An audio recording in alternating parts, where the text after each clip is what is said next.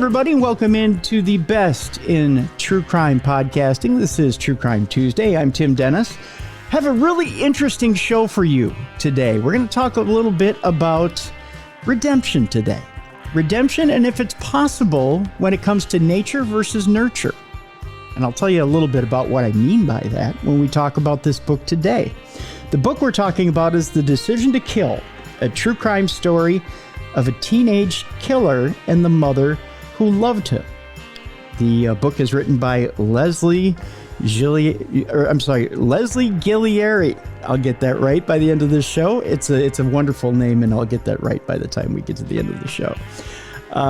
It was a fascinating read this weekend, as it kind of hit home with me a little bit. Has to do with a young man in the year 1986 by the name of Dwayne. And we'll talk to Leslie a little bit about the story and how Dwayne does an awful thing that eventually lands him in jail, and he has to deal with what we now, I believe, would say is a bit of a personality disorder, to put it mildly. But we'll get the official diagnosis here when we talk to Leslie. I want to just kind of stop real quick and let people know that when we were first starting True Crime Tuesday, we were on AM 1130 on Twin Cities News Talk. And one of the program directors on Twin Cities News Talk, Andrew Lee, was one of our biggest supporters when we were on AM 1130. Unfortunately, over the weekend, Andrew passed away. And we want to dedicate today's show to Andrew Lee, who was one of the program directors when he first saw that we were on air on AM 1130. He said, why exactly are you on our air? We were a paranormal show with a true crime component, and didn't understand why we were on his air and didn't get it, and was wondering why we were on at that time of night from 9 to midnight, Monday through Friday. And then thought, well, do you actually think you're beating Dr. Laura? Do you actually think you're beating any of these other big time radio shows? And sure enough, when he opened up his ratings on the computer there and opened it up for both of us to look at, there we were beating the program in front of us, which was Dr. Laura, and we were beating her handily. So he was surprised and shocked when he first came into his job to see that, yes, we were beating the programming that was on AM 1130. And then he was made an instant believer. He didn't doubt the numbers that were there.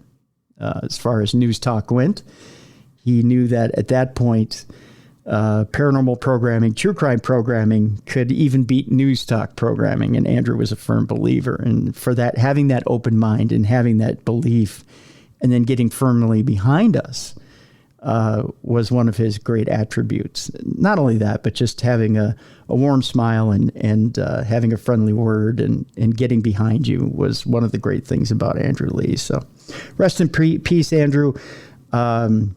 We know that there'll be a radio station on the other side for you to program, and they'll be looking forward to having you there to provide some laughs and for you to just be there for other people on the other side, because your work is not done, my friend. And we'll be happy to see you when we get over there. Let's continue on with our program now. The Decision to Kill is the name of the book, a true crime story of a teenage killer and the mother who loves him. Let's bring in, at this point, our author and our guest, Leslie Ghiglieri. Leslie, hello, how are you? I'm doing great, Tim. Nice to be here. Thanks for inviting me. Well, thank you for being here. Let's get to know you a little bit first before we launch into the book. Tell us a little bit first about you and about how you got into the true crime genre and how you got into, writing about true crime. Well, this particular book is my first book, so I don't have a long history as an author. And the reason I came to write this book is a friend of mine, her name's Cheri, and I had met her back in 1986 and lived a few miles from her, got to be pretty good friends, and then we moved out of the area, and I didn't see her too often. But in 2016, I had a chance to be at her house, and she told me that she had always had a desire to have her story told. And what I knew about Cheri that had happened during the time that I wasn't in contact with her, her son had murdered her husband. And she continued on in a relationship with him of sorts for a number of years. And she felt that that story from the time that the murder took place and throughout the number of years later, that she had a story to tell that she felt other people would benefit by, but she had never had a way of documenting it. So at that point, she asked me if I would be willing to write the story for her and write the book. And that started our journey together. And an interesting journey at that. You know, as I went through the book this past weekend, there are a lot of things in this book that kind of surprised me, kind of shocked me. You know, the book really takes place in the 70s and into the early to mid 80s, and really in a time where I came of age too. So I can relate to a lot of things in the book in the time where Dwayne, who's Cheri's son, came up. And I thought to myself, well, you know, a lot of these memories I kind of remember. I kind of remember the times where Dwayne grew up. And to me, a lot of the things that Dwayne may look at as an affront to him really aren't that unusual. I mean, it kind of seems like he had led a charmed life. Well, in a lot of ways, sure, but teenagers often think at a certain time in their life that it's not so charmed. They want things to be different. They want to do things their own way, make their own decisions. And of course, most of us are familiar with the conflict that comes during those years, and the parents have their idea of what's appropriate, and Dwayne had his idea. And the problem with that situation was that drugs ended up becoming involved in Dwayne's life, and that exacerbated already a difficult situation. Before we get into the story too much here, I know you had said, even though this was really your first delving into the true crime genre, we were talking before we got on air, and Leslie, it turns out you have a few paranormal experiences, which, you know, the other 2 days of the week that we do this show, we delve into the paranormal.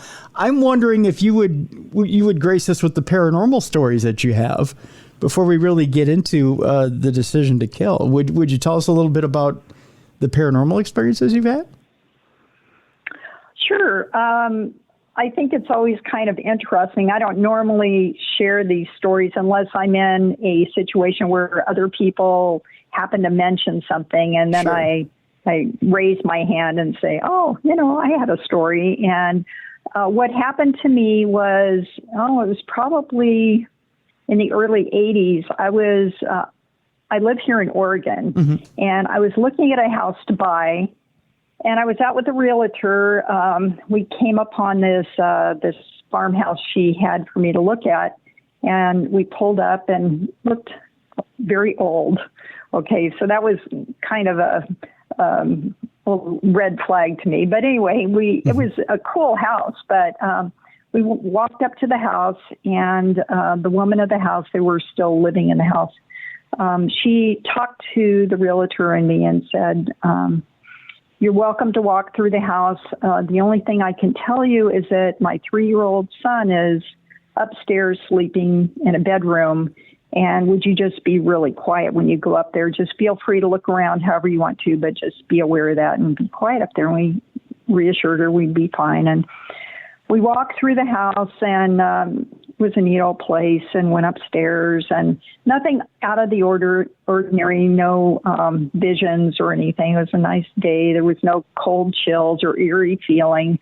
But we came back down, and my realtor walked out toward the back part of the property, and the woman was still standing in the doorway, the porch there. And All I can say is there was something about the place, and I just knew there was something there. And I turned to the lady of the house and I said, "Your house is haunted, isn't it?" And she looked at me and she said, "Yes." And she told me that they'd lived there for 7 years and they never had seen anything in the house, but they would wake up occasionally and hear children playing in the background at very odd hours. And of course, there were no children out there. But that was kind of a cool, I don't know what you call it, an experience, I guess, because there was nothing scary or creepy, but it was just a recognition of there was something there besides what we were seeing. And I didn't feel threatened. I just knew there was something there, and I knew it wasn't the place for me, you know? Yeah. I didn't. So that was an experience that I had. Now, at that time. I know in different states, especially out east, they have this it's like a clause where if something is haunted, they have to tell you that the house is haunted. Do they have that in Oregon where they have to notify you if a house is haunted or not? I have never heard of that. That's very interesting. No? Yeah. I wonder what kind of authenticity they have to bring in, like a group of people to verify that or something. I think it's also there's a murder clause as well. So if a murder's happened in a house, they have to tell you that a murder's happened. If a house is haunted, I know it's in New York State. They have to tell you if, and I think in Connecticut as well. I'm not quite sure, but there's a couple of different states where if it's believed a house is haunted or is a reported haunting, they can't prove it to be sure. But if there's a reported haunting in a house, they have to tell you that there's been a reported haunting in the house. Well, I haven't heard of that, but I'm going to check into it just out of curiosity because we have a small mining town near where I live that's historic. It still operates their little shops there, and it's sort of a touristy place. And I know there's a hotel there that it's common knowledge among the residents in the area that it's haunted and that guests have had sightings. So it would be interesting to know if you're supposed to declare that. Yeah, it would. Yeah, most definitely. Most definitely. Did you have another paranormal experience you wanted to share, or was that the... Well, the only thing I was going to say is before my time in law enforcement, I did have an experience that I don't often share with people, but I was stalked by a serial killer. I was one of those people that has a story after the fact. Really? Yes. It was not as well known as Bundy, but his name is Charles Edmund Kemper. Okay. And he's considered the campus co-ed murder. It happened in Santa Cruz, California. And as it turned out, I lived across the street from him. Oh, and wow. He was calling me on the phone. So that was pretty nightmarish for me. I was about 18 at the time. I was just about to move out of my parents' house. So that was a pretty awful time period for us. Oh, wow. So how long until he was, from the time he either stopped calling you or from the time he was calling you to the time he was caught? Do you know? His case involved when he was 15, he murdered his grandparents. And they put him in some sort of a mental hospital and let him out at, I think he must have been 20 or 21. And so at that time, his mother, we didn't know. There was a small duplex across the street from us, and she lived in one of the units. So he was living with her. And he started calling me on the phone. In those times, we didn't have caller ID. So in order to trace calls, it was difficult calling me by name when he called. Mm-hmm. He asked for me by name. So I never met him, never saw him. He was a giant of a man. about 6'5", like 300 pounds. So I would have remembered if I ever saw him. But I eventually moved out of my parents' house, lived on my own. I went to visit my parents. They were away on a vacation. It was Easter Sunday, and this, was another experience that happened to me. I went to their house, and at this time, there was no story about Kemper. He was not in the news. There was nothing. And so I went to the house Sunday. It was a beautiful Sunday. I opened the door, and I couldn't go in. I just had a very creepy feeling that I just couldn't. I couldn't overcome that feeling. I just had to leave. I knew I was in imminent danger, and it was a horrible feeling. And I left and went home. The following day, my mother called me and said, "Have you seen the newspaper?" And I said, "No." And she said, "Well, they are digging heads up across the street in the backyard." And all of that was part of the unfolding of Edmund Kemper. And he dismembered people, and he went after college age women. And it was pretty frightening to think that he had been calling me on the phone. And we had gotten in touch with the sheriff's office at the time, and they tried to tap the line. They sort of discount it. It's just a prank phone call, but I knew it wasn't a prank phone call. And he had called for weeks at all times of the day. Yikes. And so that was a near miss for me, and I'm grateful for that, for sure. Boy, I mean, not for the experience, but for the outcome for me. Yeah, no, we're grateful you're still here too, Leslie. It's wow.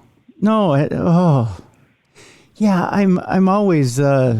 It's amazing. You think we put ourselves in this cocoon or this bubble that we think we're always safe. We walk around with this air of false safety around us, I think, at all times. And we never really realize we're only so many degrees away from an incident, I don't think people realize how close you really are to danger at any given time.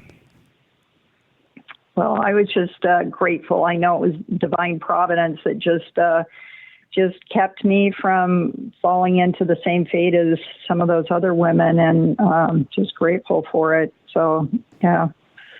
Now, did that influence you in any way to get into law enforcement, or was that just so happened to happen and then something else influenced you to get into law enforcement?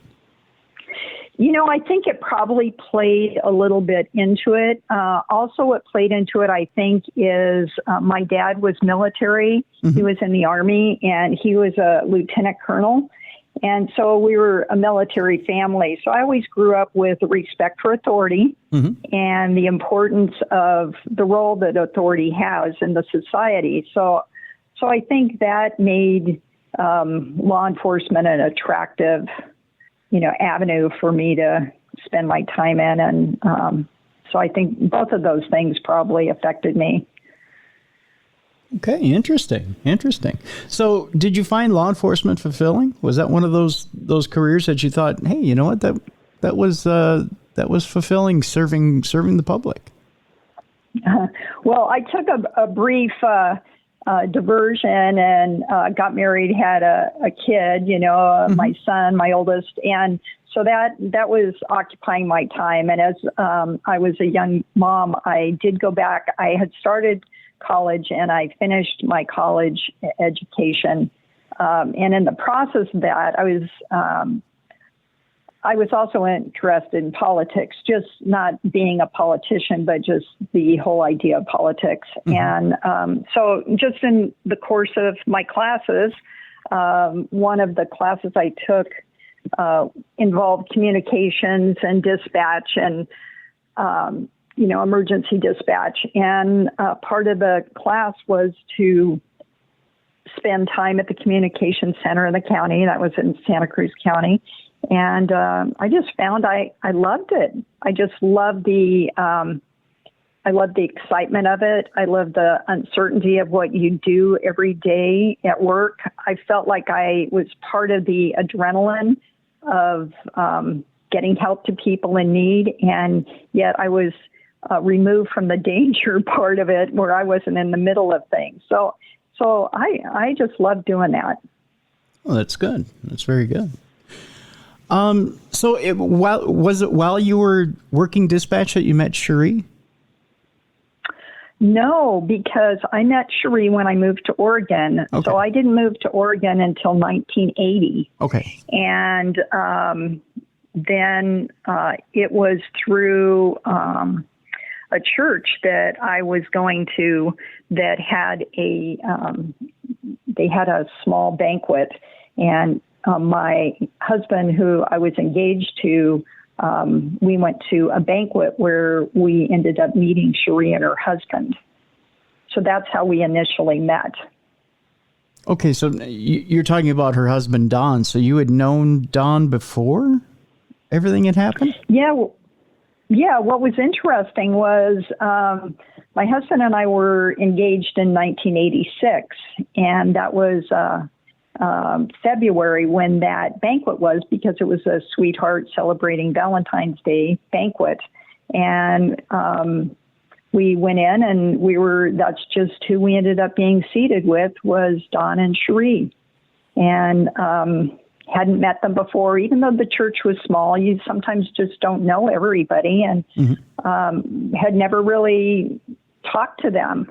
And so we had dinner with them and got to know them. And that's the kind of odd thing that, as I was looking back on the series of events of how I got to write the book or came about doing that, was thinking how we were sitting with them at that table in February, and it was October of that year that Dwayne shot and killed Don.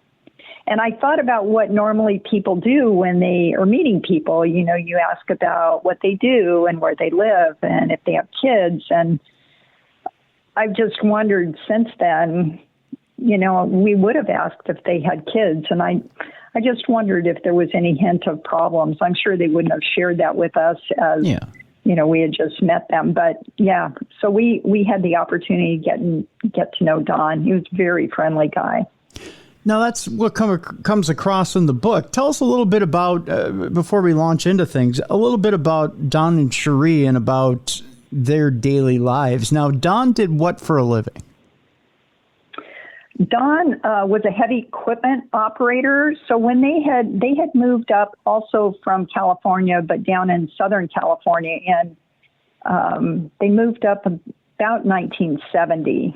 And he came up here initially without work, but he always was able to find work. So soon after they moved here, they started the Applegate Dam, which is in the Applegate Valley, which is where they had bought property. And so he is a heavy equipment operator.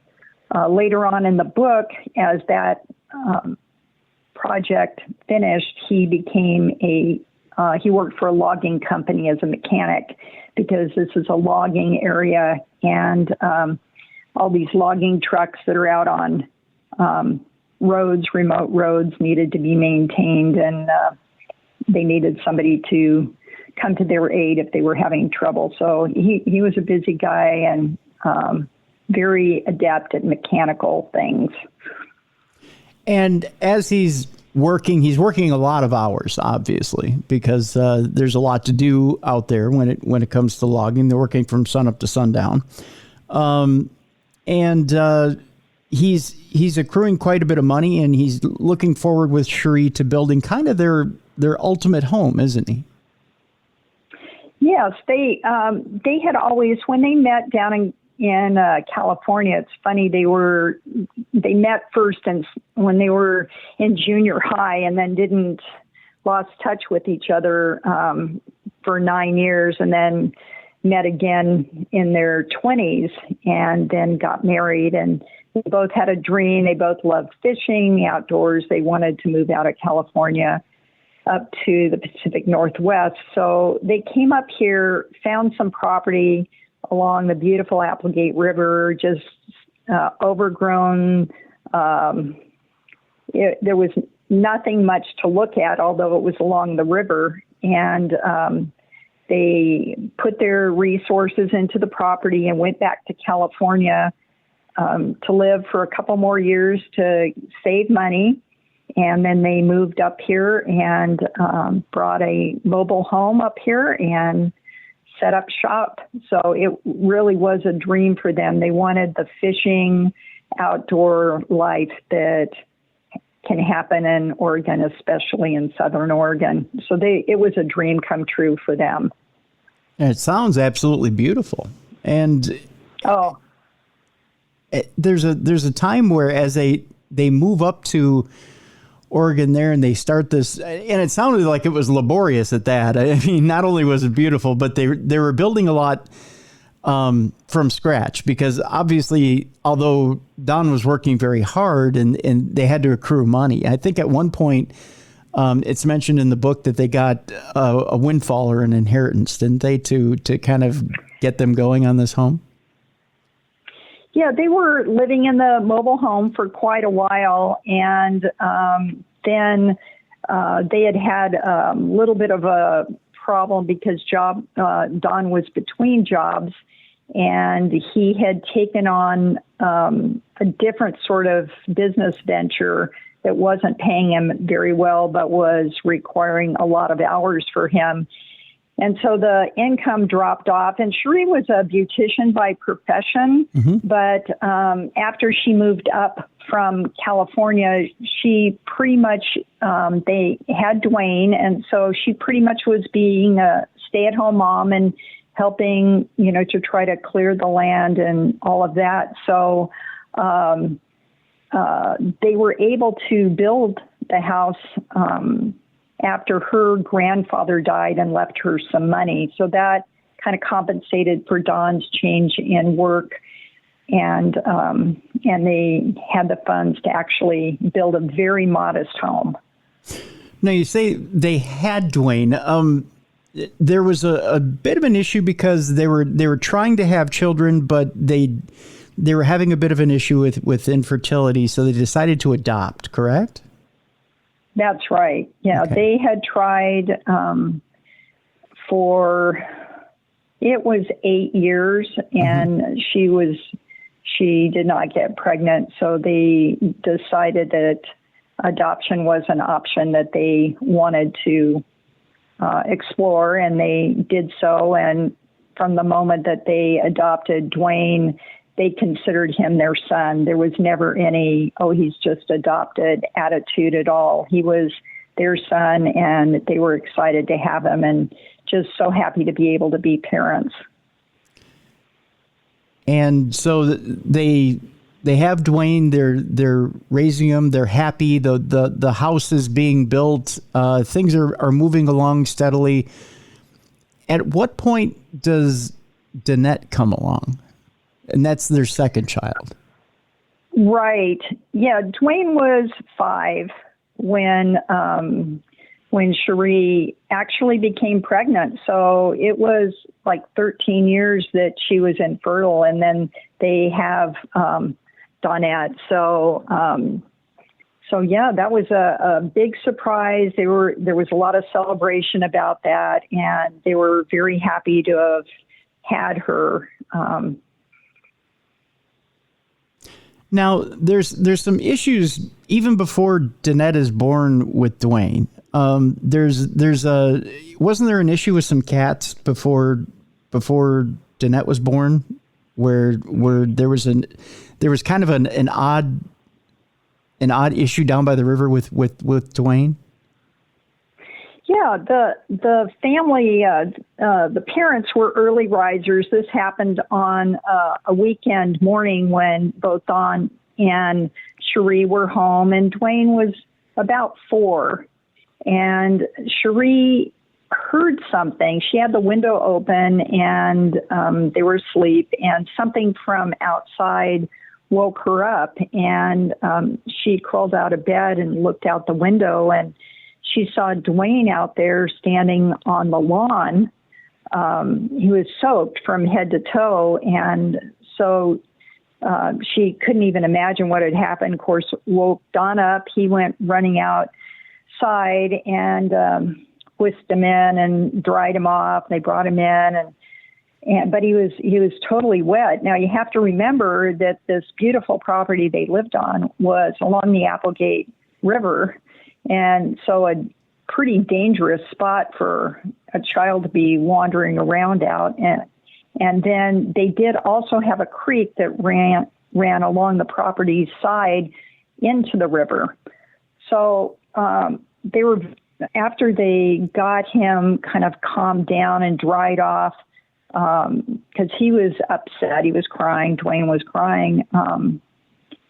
They asked him, what happened to you? They were trying not to get him upset again, but they wanted to know what had taken place. And all they could get out of him was something about the kittens. And they had a mother cat that had a litter of kittens a few weeks before. And so all Don could figure from that was he was going to go out and check on the kittens, see what was going on. Now, this is a big piece of property with trails and woods, and but this path that led from about the house down to the creek, that's where Don felt was most likely that Dwayne had gone. And he went down and explored. There was a footbridge between the Weir's house and the neighbors. And near the footbridge and close to the creek, he found the cats. The mother cat and her kittens were all near the creek, and they were as wet as Dwayne was, and they were curled up near the blackberry bushes.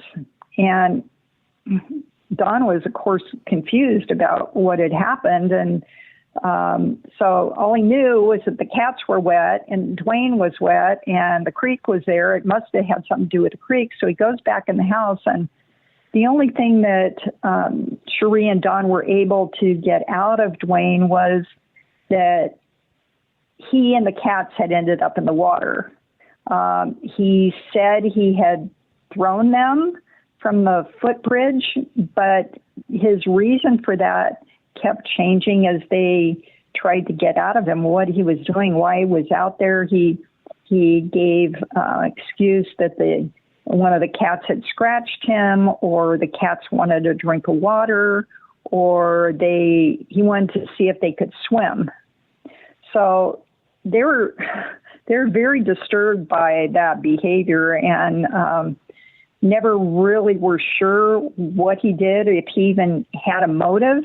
But they were even more disturbed by the situation that Dwayne could have easily drowned in the creek. The water was running pretty high, and they were just very concerned about that. So that was a big red flag to the couple, and they just secured the house even more. They thought he wouldn't be able to get out of the house without them realizing it. And so, of course, they were concerned about that and remedied that. But the behavior itself was disturbing. As it should be. And you would think at that point, the antennae are up a little bit, and now it's time to kind of look after them, because, there's, that's kind of the beginnings of some odd behavior that you might want to keep an eye on. Now, you've mentioned that Danette comes along, and at that point, Dwayne is around 5 years old, and it's at this point that you really have to start to wonder, is Dwayne okay with this? At this point, we want to take a break. When we come back, we're going to find out, how did Dwayne deal with Danette, and did he look after Danette like the good older brother he should be, or did he look at Danette in a sibling rivalry kind of way? And how does Dwayne start to develop as a young kid and then as a teenager? And does he fly the straight and narrow, or does he start to take that kind of, shall we say, path not quite not quite a good path that we would expect him to take after that first incident. The book is an intriguing one, folks. I encourage you to click on the link in the description of this program and pick it up. It's called The Decision to Kill, a true crime story of a teenage killer and the mother who loved him. Our guest is Leslie Ghiglieri. And when we come back, we'll talk more about Dwayne and his decisions and that fateful day in 1986. When we come back here on the Best in True Crime Podcasting, this is True Crime Tuesday. Welcome back to the Best in True Crime Podcasting. This is True Crime Tuesday. I'm Tim Dennis. Our guest is Lisa Ghiglieri. The book is The Decision to Kill, a true crime story of a teenage killer and the mother who loved him. Leslie, when we went to break, Danette was born, and Dwayne is just a young child, but he's already started to show a bit of a personality disorder, in that he's taking it out on animals, and now he's starting to get a little older, and now he has a sister. And does he look at his sister Danette as kind of a fun little playmate, or does he look at her as a sibling rival? Well, I think from what Cheri told me, they did what most parents try to do. They want to be really sensitive to the sibling that's already been in the house and help them not to feel displaced. So there was a lot of hype when Cheri was pregnant because, of course, she hadn't been pregnant before. So there was a lot of anticipation on the part of the family members, but the parents tried very hard to include him in just activities, preparations on a minimal level, just making sure that he knew that that this baby was going to be part of the family, not replacing him. And even at the time that Donette was born, they went out of their way to make sure that he went to visit with Dawn to the hospital as soon as the hospital would. In those days, they would keep people in the hospital for several days, and he could go in and see his mom and his baby sister, and that when they did bring Donette and Cheri home, that they came back home as a family. So I think as much as possible, it sounded like they tried to include Dwayne. And at first he was very excited, but being 5 years old, and he had friends, of course, that had sisters and brothers. So he thought, well, now he has a sister. I think he was anticipating, this is just from what she told me, I have no way of knowing exactly what he's anticipating, but, that, wow, now he has a sister or somebody to play with. And he probably at 5 didn't have a realistic idea of what having a baby around the house would mean, in terms of it wasn't exactly a playmate that was coming home for him. So after a few weeks, he pretty much lost interest in her. And I think from what the family members have told me, the difference in age also made a lot of difference.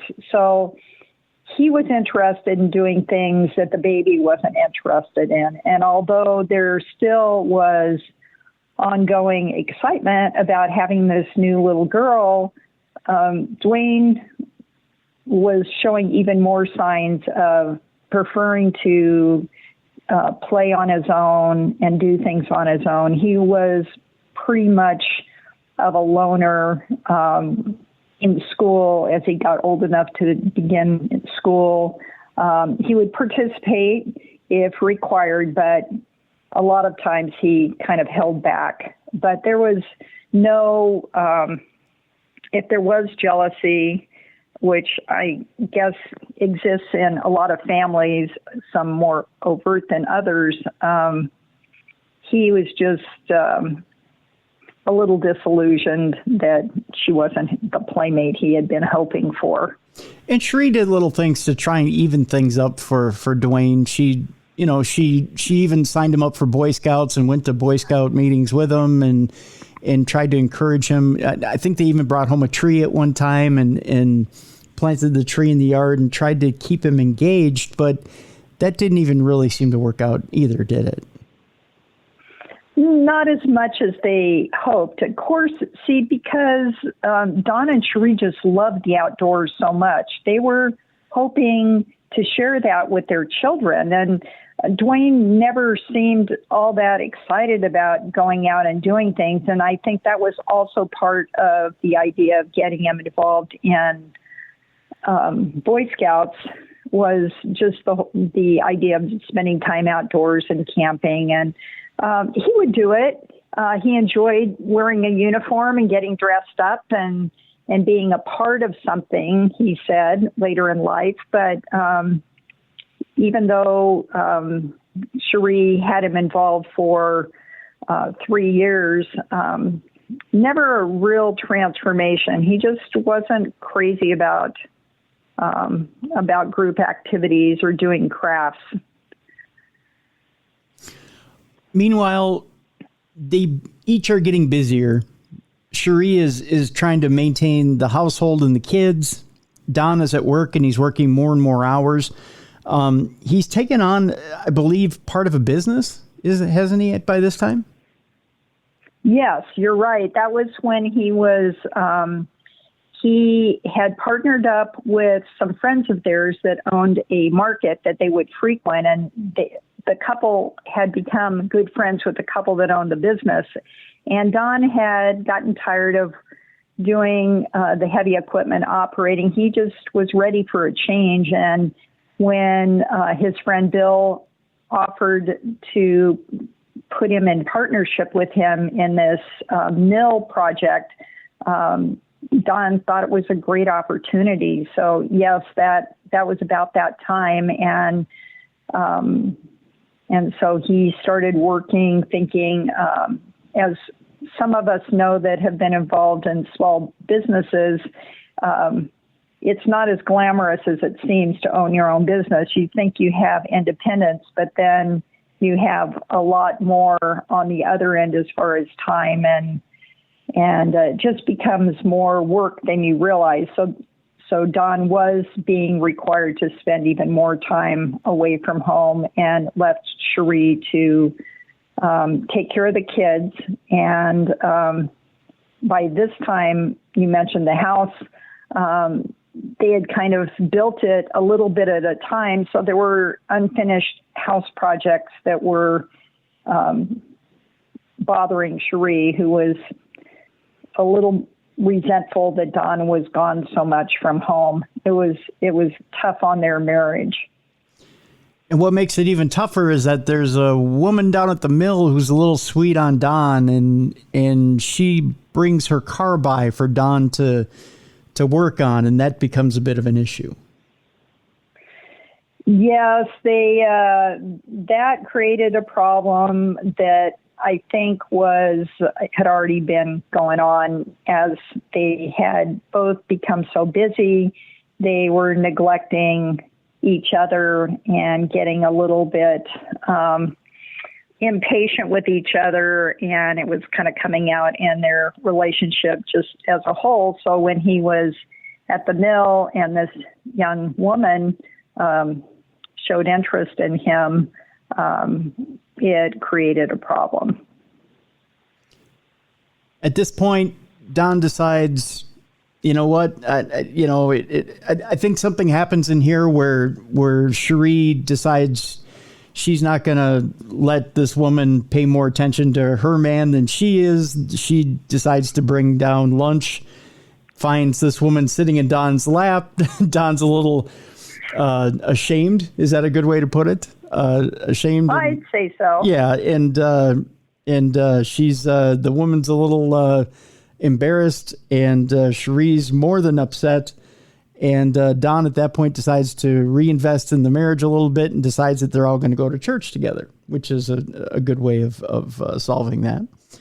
So he reinvests himself into the marriage and into the family, and kind of redoubles his efforts. Is that a good way of putting it? Yeah, that's perfect. Okay. So at that point, they kind of all redouble their efforts, and they're noticing a little bit that Dwayne really isn't fitting in anywhere, and they try to reconnect with Dwayne a little bit. And they're also noticing that Dwayne's having a hard time hearing. Now, up until this point, we haven't mentioned that Dwayne has had some issues, some physical issues that Cheri has noticed. Tell us a little bit about the physical issues that are going on with Dwayne. Well, it started out really early. Soon after they had adopted him, he was developing welts on his skin anytime he was cold or wet and cold especially. And they were not just like diaper rash welts, but anywhere on his body that he was feeling that way. And they were itchy and painful and didn't respond to any of the medications that Cheri would put on him. And she went to the pediatrician. They were prescribed medications, but they didn't seem to help. And along with that, he had been diagnosed with asthma. He had breathing difficulties. And so, like I mentioned in the book, the parents were worried about Dwayne early on because you hate to see, especially a little one, they're so vulnerable. You hate to see them struggling with health issues so young, and not being able to understand what's going on. And so they were very upset about that. But they just kind of took it in stride, I guess you would say. Dwayne was their son. They were going to do whatever it took to make sure he had good care. And if that meant they ended up at the hospital with him and for breathing treatments, they just would do what they needed to. But it did go on. He did have kind of mysterious ailments that would show up at different points in his life. And Cheri was very worried about that for him. And so the hearing seemed to be just another thing that Dwayne ended up having problems with. And it was noticed when he first went to school. Cheri hadn't noticed it at home in the home environment, but perhaps it's noisier in school. There's background sounds. There's other things going on that the teacher noticed and said Cheri needed to take him in and get him checked to see if there was something that could be done about it. So that's what she did. She took him to an audiologist. So he gets the hearing aids and things start to look up a little bit for him. They also decide that they're going to find an interest for him, and it turns out that music is a big interest for him. They decide to get him a boombox. That's one of the things they decide to do, a CD boombox. They also decide, is it at that point they decide to also invest in some music equipment for him as well? I think the music equipment kind of transpires because of the interest in music. So once he's involved in listening to music a lot, then it just naturally progressed for him to want some drums, and, then he wanted a guitar. So slowly that evolved where they were able to purchase some things for him because they wanted very badly to connect with this son of theirs that it seemed for some reason they just couldn't. He didn't like the things that they liked.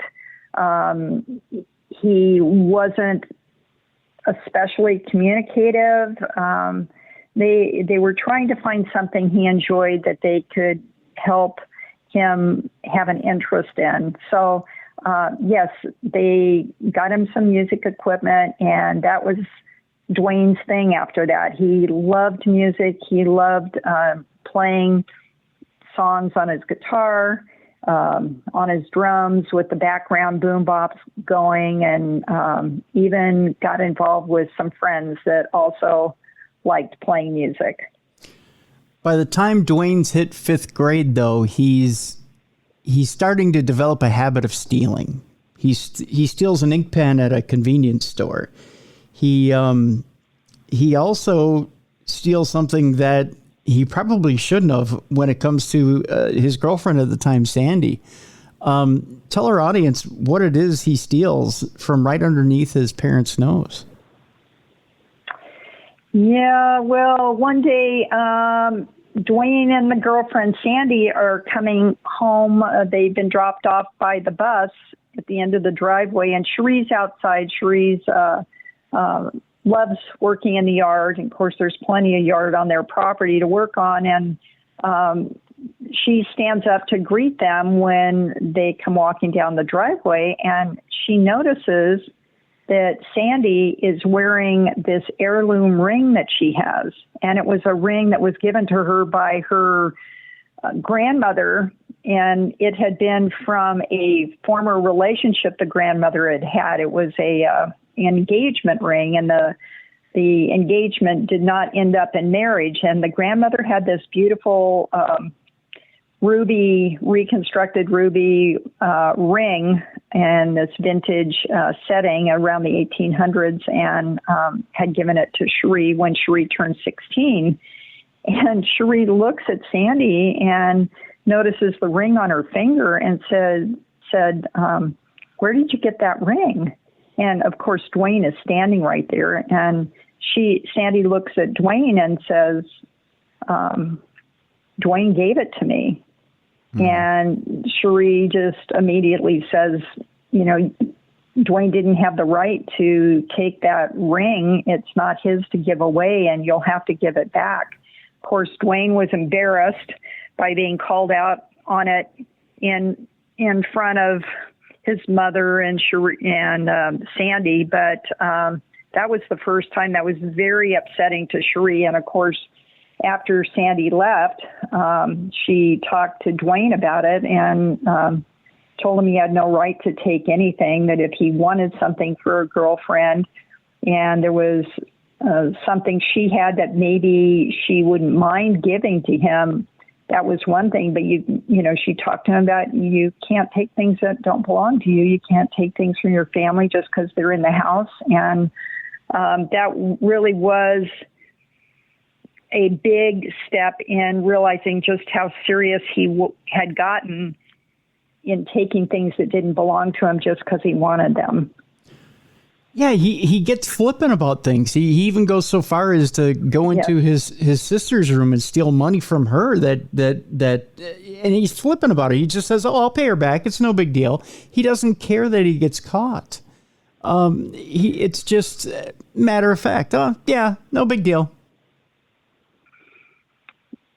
That's right. And that was a concern. And how do you change behavior when he doesn't see that, even though you tell him, that that's not what you do. You don't take things that don't belong to you. And yet he was doing that, like you mentioned about stealing at the convenience store, a pen that he had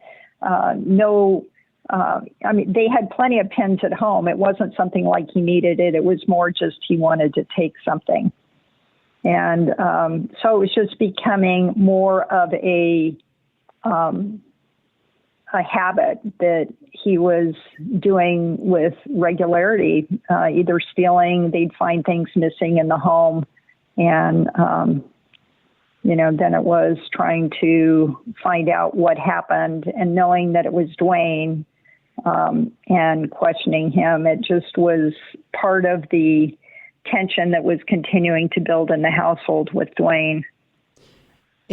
And Don and Cheri even told him, which I don't know if I agree with this or not. And I guess, Leslie, this is, you may agree to disagree with me. They tell him, well, if you need money for something, just tell us and ask, and we'll give it to you. I don't know that I agree with that. Do you agree with that? Oh, that's interesting, because I know when I talk with Cheri about the money situation, because this was before Dwayne he did work for a while at a gas station, mm-hmm. and so he was able to earn some money there himself. But before that, they would do what parents commonly do, is give some sort of an allowance to kids. So before they're able to earn money, if they do chores around the house, that kind of thing, just so that they can have spending money. But they discovered early on that whenever they gave money to Dwayne, it was gone. So Don especially was very careful about giving Dwayne any money, because unless he knew that Dwayne wanted it for something in particular, they weren't about to give him, say, $20 and just say, oh, if you need money, here you go. I felt like they kind of monitored it, and it certainly wasn't just, they didn't have the money to do that. They were a hardworking family. Yeah. Without any extra income. So they weren't, even if they had been less casual or more casual about it, they couldn't have given him a lot of money. But yeah, kind of, I guess maybe that was their idea. If he wants something, ask for it. Don't just go take it. At least ask, and we'll let you have money if you need it for something, but don't go take it. I don't know. I understand that, but I guess throw in the caveat of, if you can't afford it, then you have to save for it. I mean, yes. That was always thrown in, I guess, when I was a kid. If you don't have the money for it, well, then you have to plan for it. That was part of budgeting, Well, in answering your question and knowing Cheri, since she had to budget, I'm sure she expected that of him as well. So without knowing specifics, I just suspect that a lot of those details were tried on him. It just didn't work. It just didn't work. Okay. He didn't save. He didn't have money. He took what he wanted without asking. Okay. And it was just getting worse. Okay. The other thing that's kind of alarming, and you and I had talked about this off air, is they were a big fan of barbecues, and that's how they entertained. They had this lovely back porch or a lovely patio that they barbecued on, and they had families over, friends over that they would barbecue for, and they would entertain that way. Don and Cheri would, and there's always the argument from the 70s, especially kids who grew up in the 70s and the 80s, of, do you give your kid a sip of beer? Is that an accepted norm from that time period? Now you would never do it. You would never say, oh yeah, just give the kid a sip of beer. It's not a big deal. Now it's believed that can set up a craving in a kid. At least that's what a lot of drug and alcohol counselors will tell you. Don't ever do that. You could potentially be setting up a craving within a child, or you could be, at the very least, you're showing off a bad behavior. Even if you told a child protective services agent you gave a kid a sip of beer, it'd be grounds for potentially taking your child away. In those days, it was no big deal. You gave a kid a sip of beer. If they asked for it, it's no big deal. It's a sip of beer. What is it going to do? What harm is it? Don went a little far, I think, when we talk about what he would give Dwayne. Tell us a little bit about the extremes, if you want to call it an extreme. At what ages he would allow and what he would do when it came to Dwayne and his demands for beer? Well, probably about 12. He, at one of these barbecues, he did let Dwayne sip his beer. Don, of course, would be barbecuing. At the barbecue, he'd be standing there, and he'd have his beer can or beer bottle, whichever, and Dwayne would come out, and as Dwayne got to be around 11, 12, he just, wanted to have a sip of Don's beer. And I can't I can't say for certain what was going on in Don's mind. Maybe to him, having a beer with his son, well, that's one thing when they're 20, but at 12, well, what's a sip? Like you said, I remember as a kid, my dad saying I could have a sip of his beer, and I was young too. And I do think that that's something that is not a good thing, and it is good that we have a different perspective on it now. So it was a casualness that Don felt himself about smoking or drinking, and maybe it was a way that he could just connect with Dwayne in a way that he hadn't been able to do with all the things that he had wanted to do with him, with the fishing and hunting and just the outdoor activities. Maybe at least they would be able to have a beer, even, as kind of lame as that sounds. Yeah.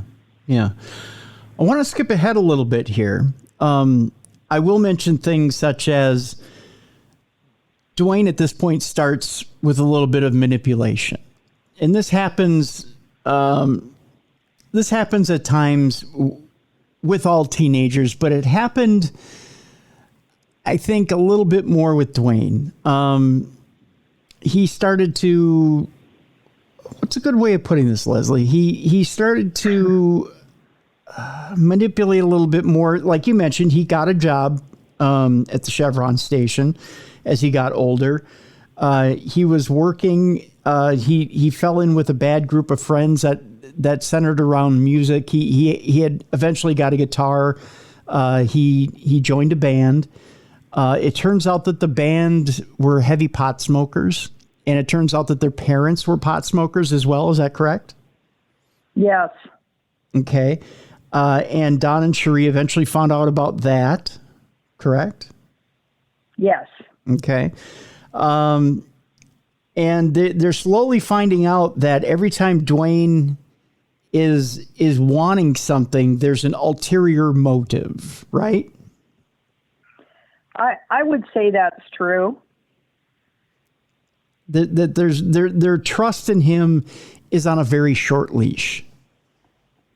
Well, probably pretty close to non-existent, other than they're naive, or I'm not sure that's the correct word, but they're longing as a parent to think it's not as bad as they really think it is, but knowing it's bad, just wanting to believe they can trust him and knowing that they can't trust him by what they've seen that he does, but just wanting him to be honest about things, but it just never seems to go that way. Like Padme said about Anakin Skywalker in one of the Star Wars films, she wanted to believe there was still good in him, but they wanted to believe there was still good in him, but every time they turned around, there was that little bit where he would betray their trust, and it just got to the point where it got seriously bad. I want to get to the point where we're almost a day or two before that fatal day in 1986. We've gotten to a point now where Cheri has gotten an invite to her high school reunion, and she's feeling like she shouldn't go because of the things that are going on at home, because maybe it might be a little bit too much for her to leave the home. She doesn't trust that she can leave the home, especially with the things that Dwayne's pulling, that there's still things that need to be done with the house, that, Don is putting in so much time at the job. He eventually had to leave the mill and go back to the heavy machinery work, correct? Yes, actually a little bit different work. It was primarily mechanic work on the logging trucks. It wasn't operating like earth moving equipment anymore. It was doing mechanical work and maintenance for these big logging trucks and their service vehicles. And they're getting to the point now where they really can't trust Dwayne to be Home Alone, or even that short leash we're talking about has gotten even shorter, where it's just a fist next to that leash, and they're holding on tight. On Fridays, Dwayne can sometimes be let go from school at noon. So for Cheri to be able to go to her high school reunion back in California, correct? Yes. Okay. For her to be able to go back to that high school reunion, it's Don that has to be able to go back and get him at school. However, he can't be in two places at one time. So he does have a friend who is kind of down and out on his luck. So Don has agreed to hire him to do some jobs for him. Is this the case? Yeah.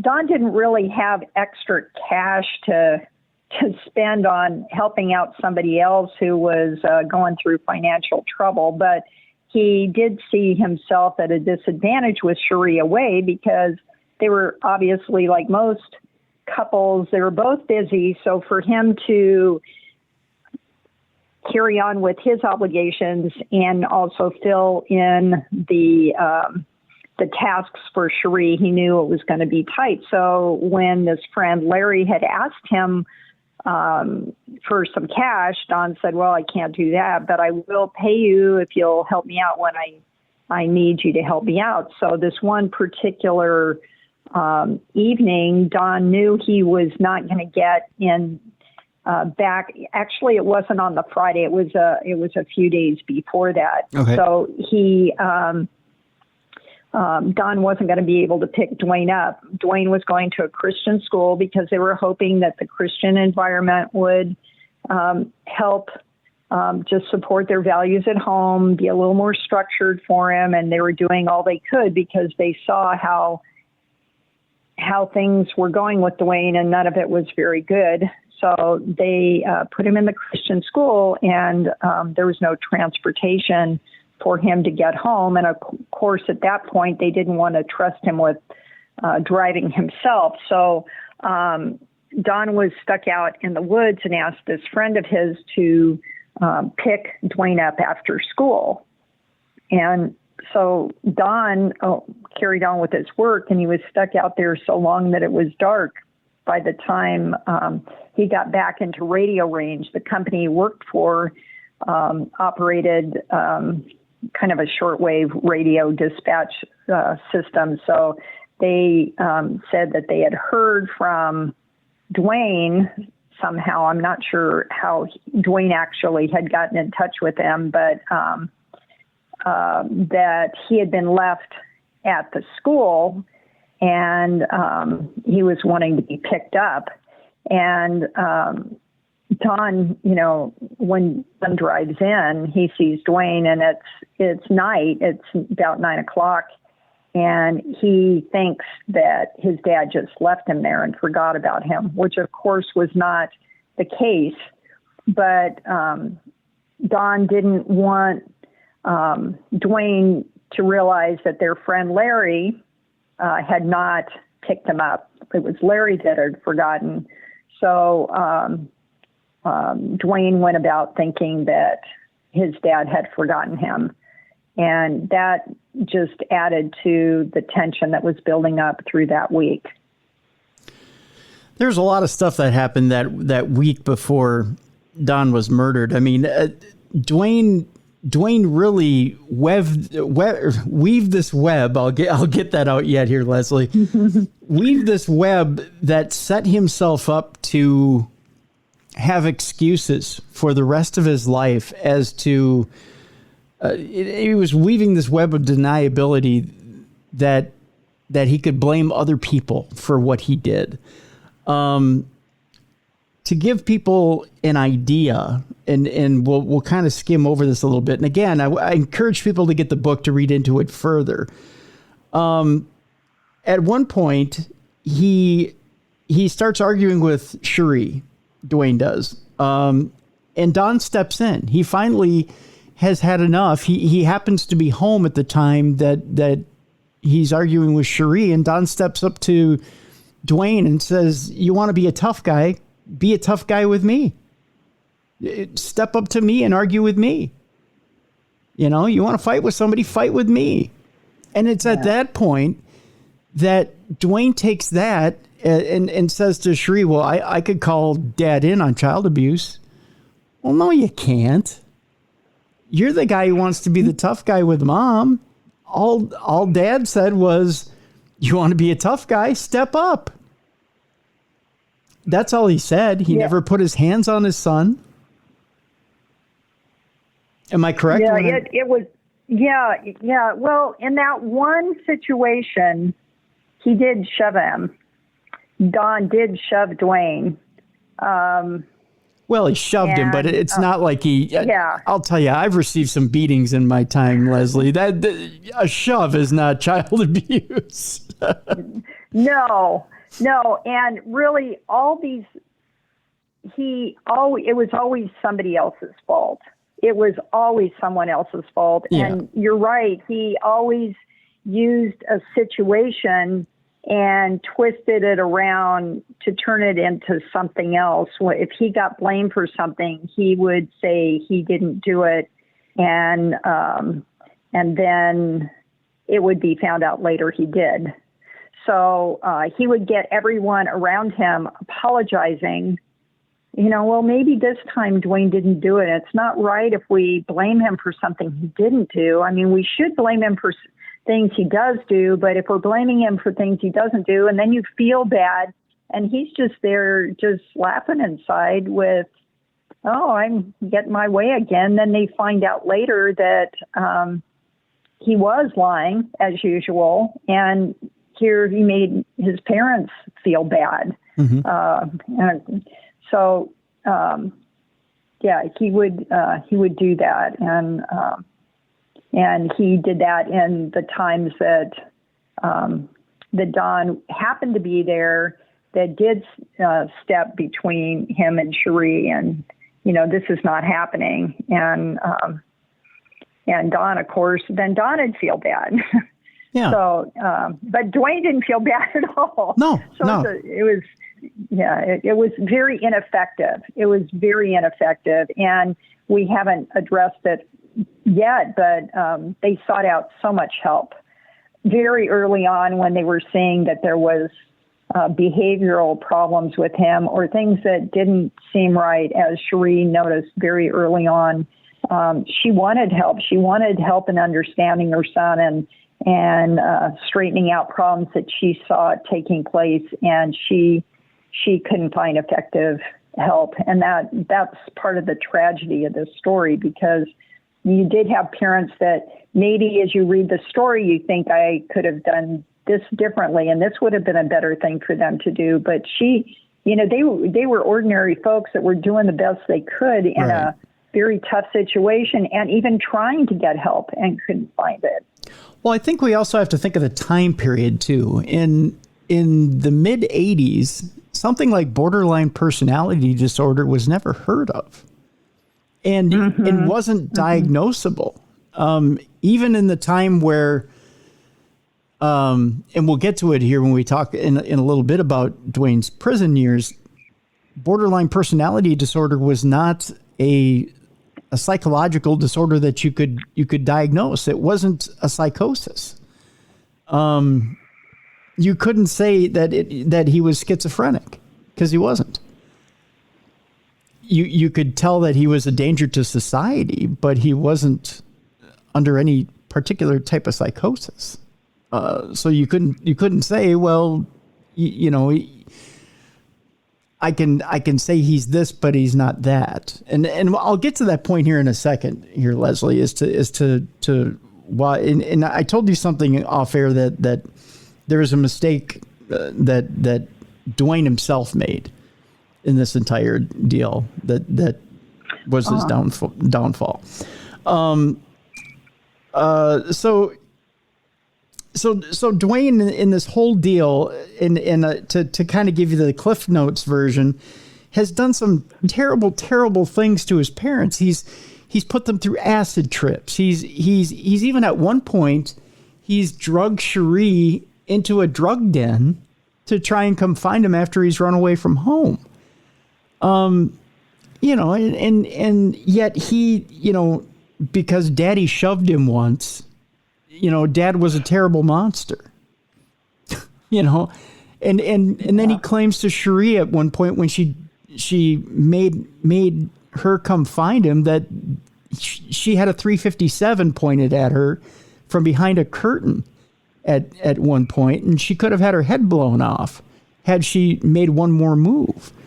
But he reveals this stuff to her nonchalantly and almost defiantly, with almost a giggle in his voice. But oh, Daddy shoved me. And to him, that becomes the catalyst for murder. You see how that's twisted?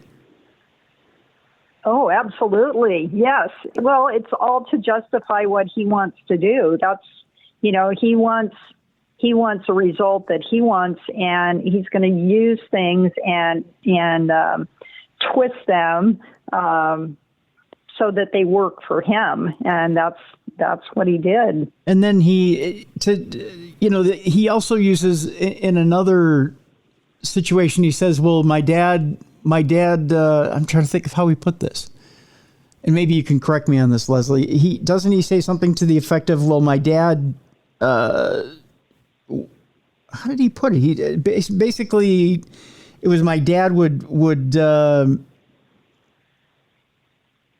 basically, like with the beer, my dad would do horrible things, and then not horrible things, but he would, I'm not coming up with the right words here.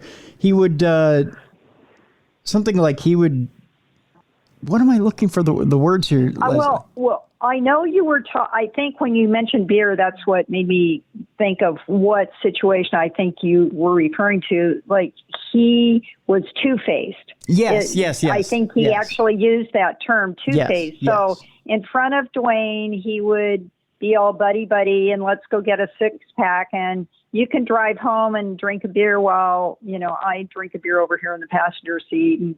But then when he was around, when Dawn was around his wife, it was all a totally different thing. So that was Dwayne said, very confusing to him. Yes. So somehow that made him hate his dad for being two-faced, and also confused him, so it justified some of his choices. Right. I don't know, somehow, is that what you kind of got out of that part? That's what I got out of that part, correct. So tell us, Leslie, what was the final straw? What happened on the night that Dwayne killed Dawn?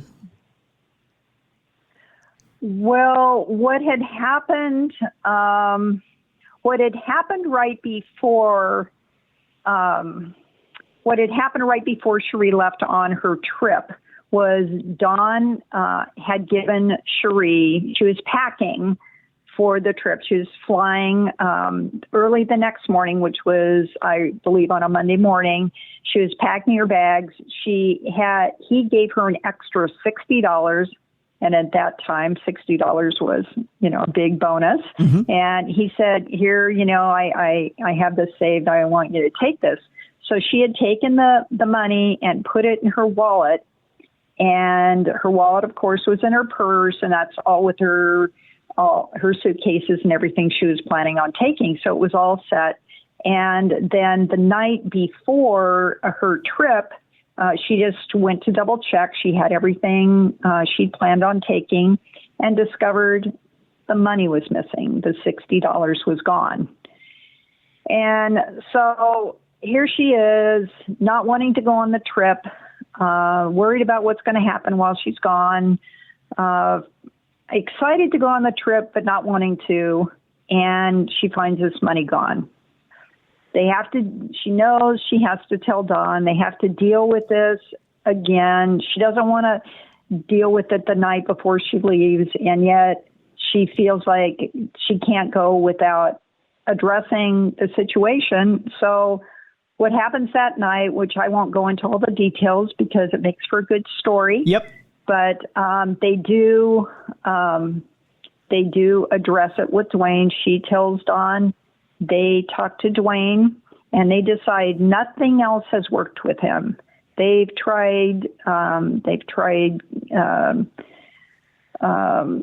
just keeping him from being able to go places, restricting his activities, changing curfews, everything they can think of. Nothing has worked with Dwayne.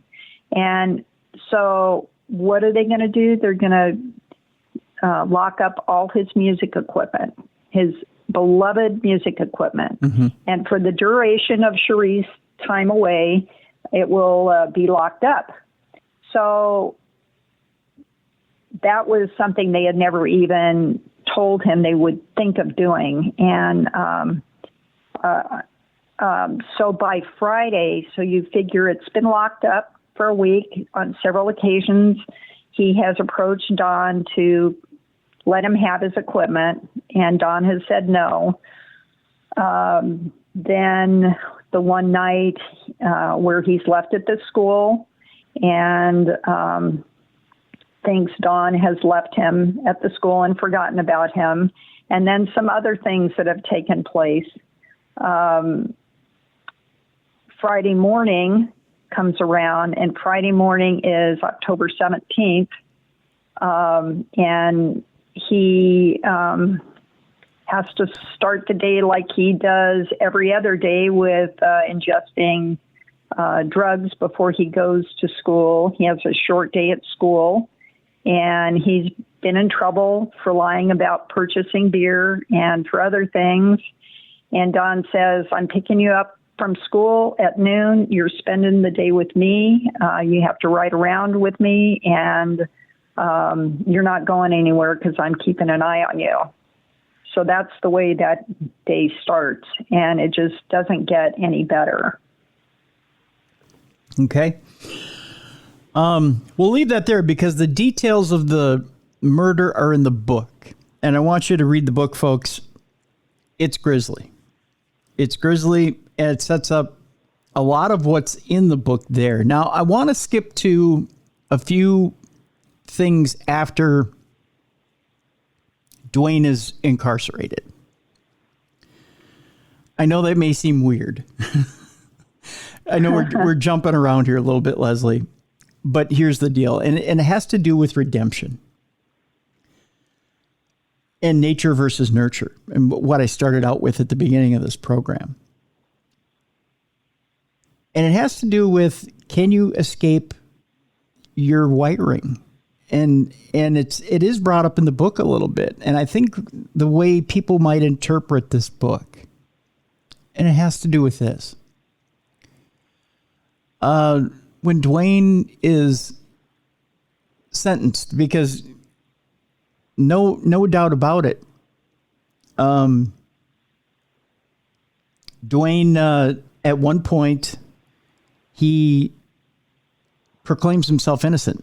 And then, and this is the maddening, believe it or not, I want to tell our audience first before we jump into this. We've only told you about the first part of the book. We're an hour and 20 minutes into this podcast, and we've only told you about the first part of the book. That's it. That's all we've told you about. And we haven't even told you about the entire first half of the book. We might have gone half of the first part of the book. That's how much is here. Now, we're only going to skim the second half in telling you that, and this is why I encourage you to go get this book and really read this book. And I'll tell you, this book is a heart-wrenching book. You may think to yourself, I don't know that I have anything to root for Dwayne about. He doesn't seem like the type of person I'd want to root for. But I'll tell you this much about Dwayne, in that there's somebody like Dwayne probably in your family, or somebody that you know that's like Dwayne. There are people in our society everywhere that are like Dwayne, that you know of, that you go, you know what? They're just a step to the left away from making a decision just like this, that have this type of personality, that you know are just a step away from needing that type of help, but you don't know how to help them. And it's maddening. It's maddening. And you want to help. Now, Leslie, you and I were talking off air about the one thing that Dwayne could have done to help himself. Okay. We were talking about it. We set it up this entire hour and 20 minutes. And I'm going to tell you how he could have helped himself. Okay. So at one point, and this is where I was starting to lead in, at one point during the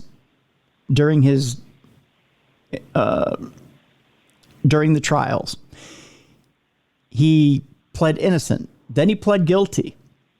Then he changed lawyers. Then he figured out some sort of mad scheme in that he was going to try and plead insanity, but couldn't plead insanity because of a previous testimony. And there were some other things that went on where eventually he ended up, because he had jeopardized himself, he had to plead guilty to the crime. And he ends up having to serve initially as a juvenile because he was a juvenile. But then he had this mad scheme while he was in jail that if he, correct me if I'm wrong here, Leslie, and I probably am, if he got physical with an inmate, he would be able to go to an adult jail if he got physical and basically got his charge. How does it work? Where if he gets in a fight, they up his charge back up to an adult charge and he goes to an adult jail? Is that how it happened? No, it's really interesting about that. And it may have changed a little, and maybe it's different in state to state. I can only speak to Oregon, but at the time that Dwayne was arrested, they do right off the bat after he's arraigned, they know that there's enough evidence to hold him and charge him. Then they do a remand hearing, and they decide whether or not he's going to be, because he was 17. He was 16 at the time he did the crime. He was 17 a few months later. But if you're a juvenile and you commit a crime like that, you can be remanded to adult court, or they can deal with it in juvenile court. And it's all very different, as you can imagine, if they're treating you like you're an adult versus if they're treating you like you're a juvenile, because they view that as a juvenile is maybe more likely to be rehabilitated, not quite as hardened. I mean, I'm being super general here, but they're kept in a juvenile facility, which is more geared to having access to, like, getting your high school diploma, and they treat them much different than they do if you're in with full adult repeat offenders in an adult jail. Well, Dwayne actually had a desire before he even was sentenced. He had a desire. He told everybody, "I'm not going to a juvenile facility." And the only thing anybody could figure out for him to have this view, because his attorney said, "You're out of your mind. You don't want to go to an adult facility. You want to go to the juvenile facility." They just think that somebody that he talked to while being housed at the county jail level, where there were adults that he would have been housed with when he came over to Josephine County between his hearings. So he had contact with people that gave him really bad advice. Or maybe I don't know, maybe just thought of it on his own, because there was no good reason that he should have wanted not to be in a juvenile facility. The duration of the sentence is shorter. Your treatment is better. The programs are better. Everything's better, and, but he went in to the sentencing saying, "I want to go to adult prison." Well, the judge, he was remanded, all that to say, sorry. He was remanded into adult court. So he was treated like an adult, but he when he was sentenced, he should have gone to a juvenile facility until he reached the age of 25, at which point, if he still had length in his sentence, he would be transferred to an adult facility. But the juvenile system, maybe I'm giving you too much information, but the juvenile system does this as a courtesy to people like Dwayne, to give them a better opportunity not to have to be in that environment sooner than they have to be. So they do it. But if somebody like Dwayne, who came in there saying, I don't want to be in with juveniles, and I'm just gonna create some trouble so they won't want me here, and they'll put me in with adults. I mean, it was crazy. Yeah. And so he went into the juvenile facility, and the first chance he had, he started a fight, and they just, you're too much trouble. We're not going to keep you. We don't have to have you here. Yeah. So we don't want a troublemaker. So you're going, and they put him in a transport vehicle and sent him to the adult facility. And not only that, but he created just a horrible experience in jail of his own making for years and years and years and years. And again, you can read it in the book. But then and only then, he also exposed himself as to who he truly was in jail. And that's the one thing I don't think he realized. He, by acting out and acting outrageously in jail, he truly showed who he was. And the one thing, Leslie, that I told you off air, that I, again, without revealing the back end of the book here, is he did some outrageous things, and it seemed like every time you turned around, he was getting cited for something, and he was getting thrown in the hole for something. He was getting thrown in the hole for this, and he wasn't taking responsibility for it. I did this. They said I did this. They said I did this, but I know I didn't do that. And all this time, he's writing his mother. At first, he's writing his mother to get her forgiveness. And as he's doing this, he's blaming everybody except for himself for what went on. And then finally, he starts to take responsibility for what he did, but he was putting the blame on others for making him do it. What he never did was take responsibility fully for what happened. And he never took responsibility for his mental illness. And that's the one thing that the parole board saw that he didn't. When he kept coming up for parole, he never sat down and when, he had to come up with packets, these packets to, and he had to take like the MMPI, which is a common test that was come up with here in Minnesota. Which by the way, I love the reference in the book when there's a point in the book where he's coming back from physical ailments, and in jail he finds out that he has this, what's the name of the syndrome? Alport syndrome? Yes, which is why he's got the welts and why he's got in renal failure and these different symptoms that he's had since he was young, is because he's got this Alport syndrome. He can, as much as he's got this physical Alport syndrome and he knows he can point to that and be responsible for his physical health, he's never taken responsibility for having a mental illness and his mental health.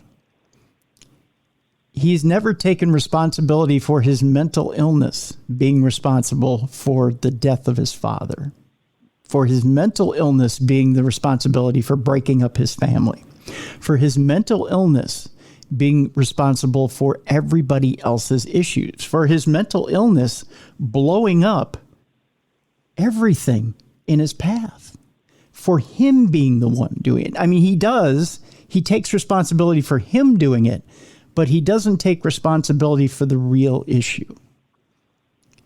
And in that's the issue. Had he done that with the parole board, everything would have been okay. Now, that's interesting you should say that, but I don't quite understand the you're making a differentiation there, one that you see really clearly. Mm-hmm. It sounds to me when you say that's blaming then the illness, like I can't help it, I have an illness, it made me do it. I know that's not what you're saying. No. But it sounds like that's what you're saying. The only thing. Explain that to me? Yeah. Okay. So what I'm saying is, had he said, "There's something inside of me that I can't control, and I need to find a way to get help for it," it's basically surrendering. In AA and in NA, you basically admit to the fact that you're powerless. You're powerless over mm-hmm. your substance. And you give everything to your higher power.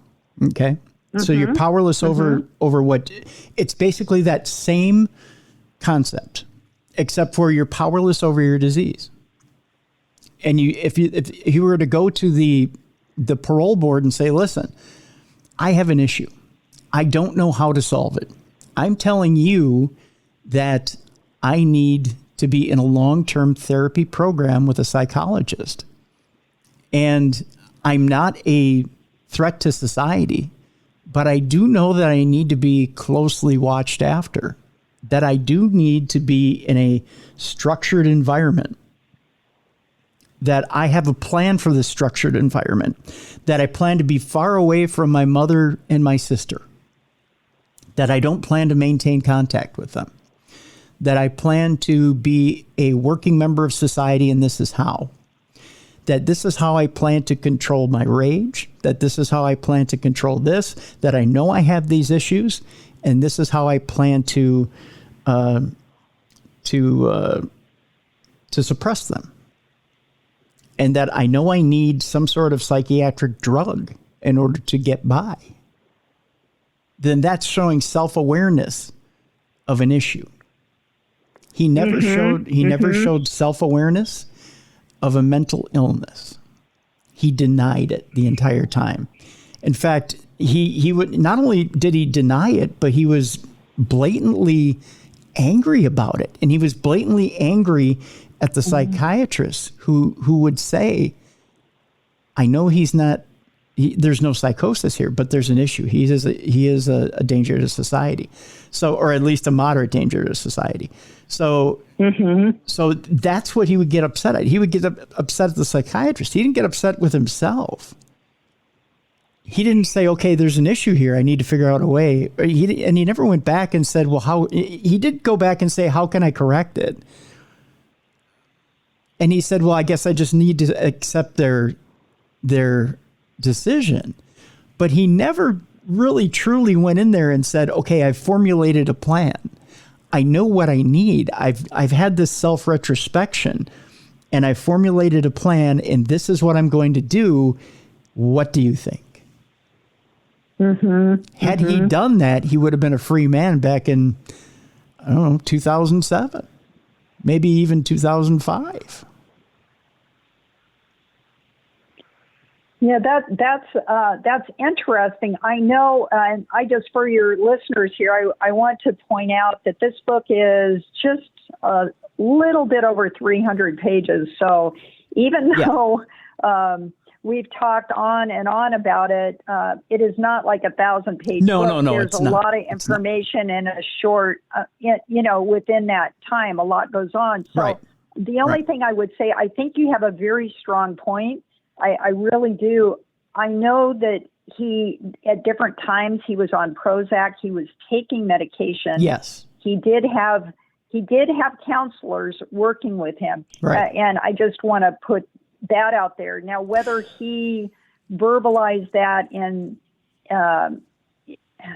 but whether he specifically what you're saying, you know? A lot of times, Leslie, a lot of times people with, and this, I'm not a doctor, so I'll tell you this right off the bat. I'm not a doctor. I can't speak for this, and this may be inaccurate. Okay. Prozac works for some people who have a personality disorder. It doesn't work for other people who have that. Mm-hmm. Everybody's chemistry is different. So it might have worked for him.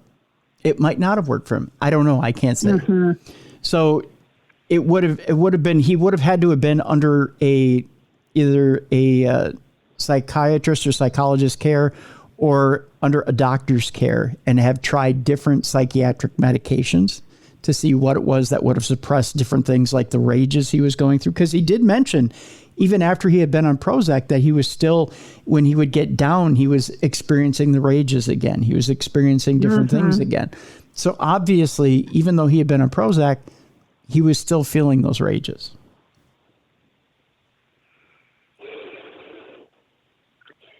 It's complicated. It is complicated. Sure. It is complicated.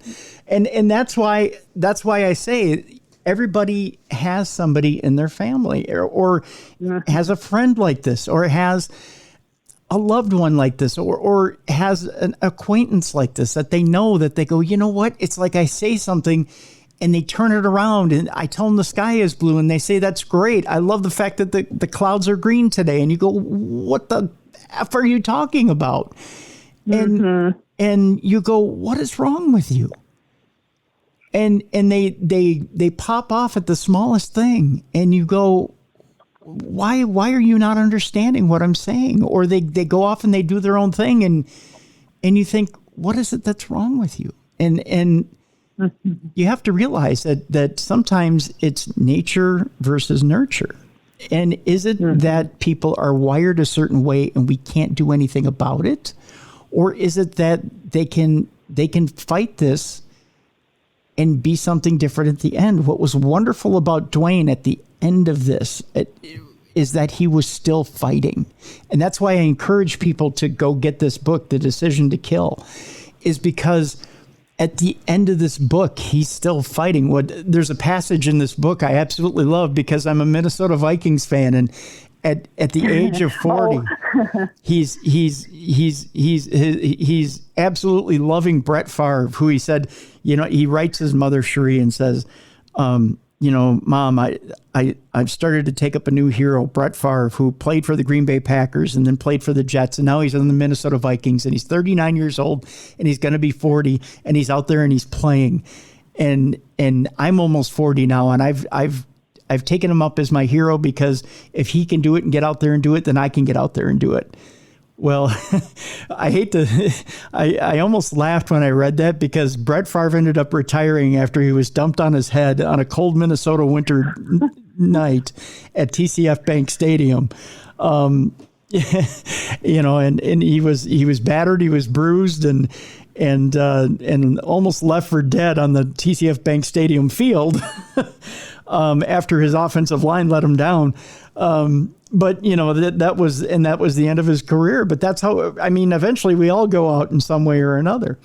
But it was true. He had a hell of a season in 2009. It was something to behold. But we all have that one comeback. We all have that one comeback where, it's our time to shine. And Dwayne had that one comeback where it was his time to shine. And he was, by God, he was going to do it. And you know what? He got himself somewhat right, but at the same time he was slipping.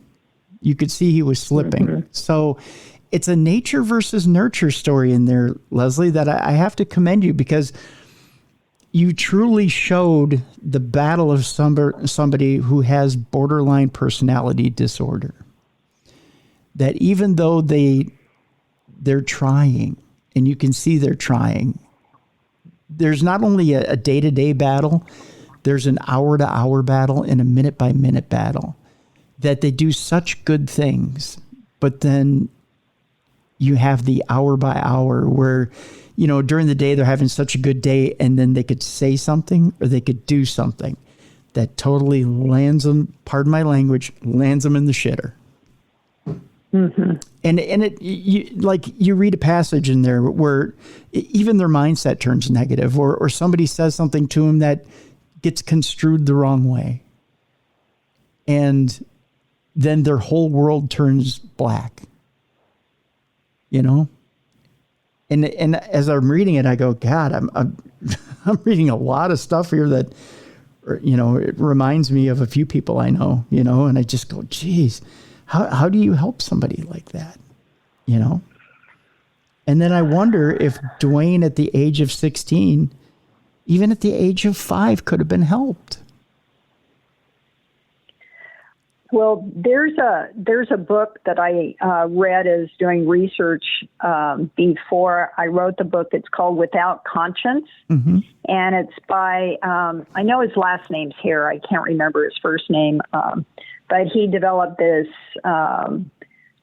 this test for specifically for dealing with sociopaths, which Dwayne was diagnosed as sociopath. It's a very interesting book.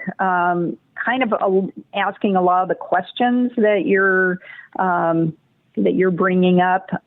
It talks about parents. Can you change them at any point? And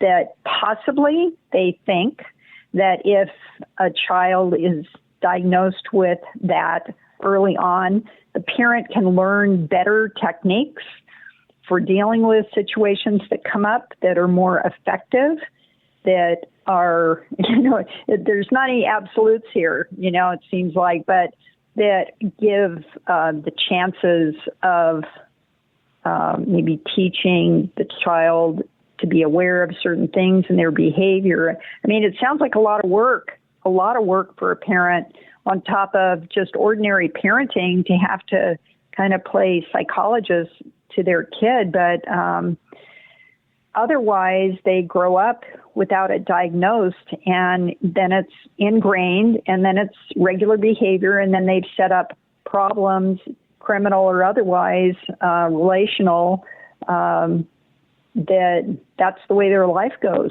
unless there's some way to change it. Sometimes they say at 40, actually, that the behaviors seem to lessen.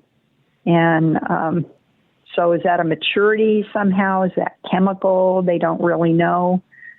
But anyway, I found it interesting in reading that, wondering if, even if Cheri could find the help, would that have changed the outcome? Yeah, I don't know. And then whether you believe sociopath, borderline personality disorder, I mean, whether you believe it's one of those that they believe that there's no true cure for, no matter if you take the edge off with medication or not, I mean, that's a lifelong issue. It's one that isn't cured. I mean, God bless Cheri, because there's, it's one of those things where in the book she even states, I promised to see him through till he was 18, but she went much further than that. Truly, she even though this man killed her husband, the love of her life, the light of her life, she still issued forgiveness and found love for him and saw him through. But that, as you know, since you read the book, that did not come easy. No, it didn't. That was years. She did what she decided to do in regards to her relationship with him, still being angry, still being hurt, still almost hating him, really, for what he had done. He had taken her husband and taken her daughter's father. Yep. And yet, and through that commitment to him and to do what she viewed was the right thing, she, I'm not doing any spoilers, but it changed her. Yeah.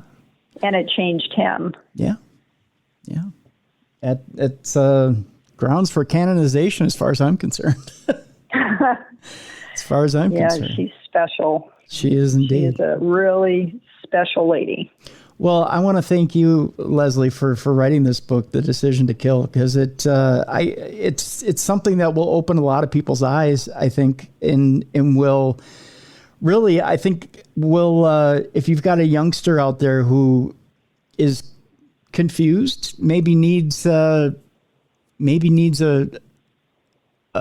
path to look at that shows them that, hey, you know what? It's not glamorous on that other side. That they need to think about what they're doing. This is a good book to read. It really is a good book to read because it ain't glamorous on the wild side. It just isn't.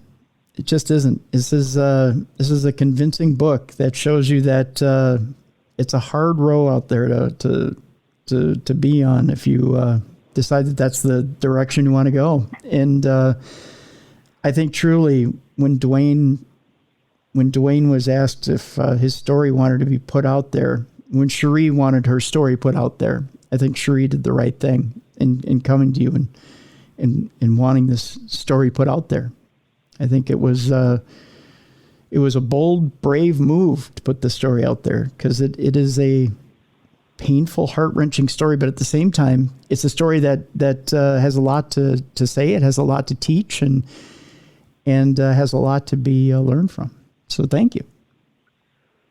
Well, you're welcome. And just as a sub-note here, there is a portion of each sale of each book that is going to fund a local organization called the Rock Recovery Center. It's a faith-based organization that deals with those that have substance abuse issues and their families. They offer services and just feel like Cheri, this book is a tribute to her and the story that she went through with Dwayne, and that would be something that would honor that effort, to help support a organization that would have been the kind of organization that could have helped her at that time.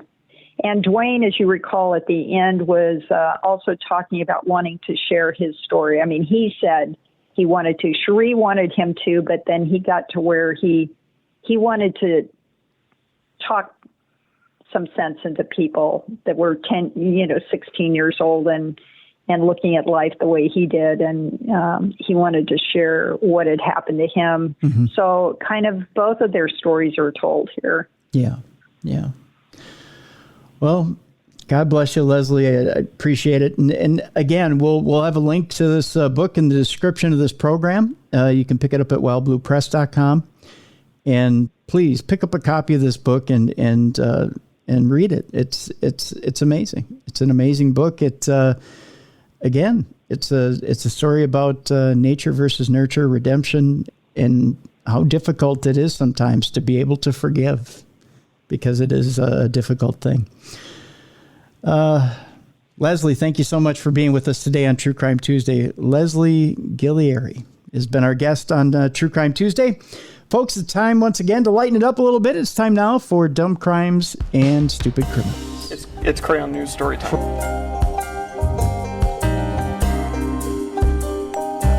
What happened with this dude, Christ Bearer? I heard he cut his penis off and then jumped off a balcony. Suspect pulls gun from butt, shoots twice at Denver police. What is your emergency? I need help. And what's the problem? I'm too high. You're too high? Yeah. It's that time you've all been waiting for, kids. It is time for Dumb Crimes and Stupid Criminals. Let's bring them in right now. You've been waiting for them all week long. You've been sitting there over the weekend going, I just can't wait to get my hands on that BCB, that big cuddly bear himself. Beer City Bruiser. Hey, Bruiser. Hello, Tim. I'm glad everyone's been waiting for me for the whole week. It makes me feel welcome and wanted. You said something over the weekend on a post, like an hour ago. You lost a match, and were you? No, yeah. So on Sunday, I debuted for a company out here in North Carolina called AML. Okay. And they had God, they had about 300 people, I think, there, Sure. and they were all booing me. And What? They hated me, and How I could won my they? match, and they booed me, and What? it was great, and I was on top of the world, and I drove the hour home, and the first thing I'm going to do is pick up my dog poop, because we just got a brand new puppy. Yeah. Well, speaking of, tell us a little bit about the new puppy. The new puppy's name is? Ziggy Star Pup. Oh, look at that. Named after, of course, Ziggy Stardust, the late, great David Bowie, because Yeah. both my wife and I are fans. And she is 12 weeks old. She's a boxer hound mix. Aw. And she's absolutely precious. Aw, cutest name ever, by the way. Thank you. Yeah, we love David Bowie, and we wanted to do something to show him, you know, and it just fits her. Like, it's perfect. Yeah. She's just perfect. And then my cat and her are starting to get along, which is good. She's only been here for a week. And they're starting to actually share the same room together, which is a plus. Uh-oh, cats and dogs living together. Total anarchy. That is total anarchy. Uh-oh. Well, that's good. That's good. That's good. Now, have you already been to Philly? Yes. No. I go to Philly on Thursday. Oh, on Thursday. So okay. this Thursday I go to Philly. I was in Winston-Salem on Sunday, which is, like I said, about an hour and a half north of me. Oh. So it was debuting for a company called AML Wrestling, which by far is one of the best professional wrestling companies I work for. Really? Tracy's the promoter there. He puts on a great show, very family friendly, very affordable.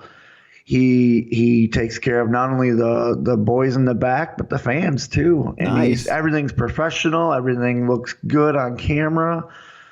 And then I got home and had to clean up dog poop. So, Oh, how the mighty have fallen. well, that's what your family does. I remember I wrestled in Madison Square Garden. It was sold out. I was on top of the world. And then I get back and my wife says, well, you still have to do the dishes. Oh. Isn't that how it always is, though? Always. Yeah. Can you imagine like Ozzy Osbourne, like selling out Ozfest? Like he's Ozzy, you know what I mean? Yeah. When he gets back and Sharon's like, clean up the dog poop. Yeah, it keeps you humble. It does. It does. And it makes me appreciate everything. And you know what? I love the little pup, so it's okay. Yeah, that's true. Except for when he really lays it out there for you. Well, yeah. I mean, she's really good where she hasn't gone in the house. Well, that's good. Which is great. And we've already taught her how to sit and shake. Really? And her favorite toy, Tim, you're going to love this. Her favorite toy is a stuffed beer. Really?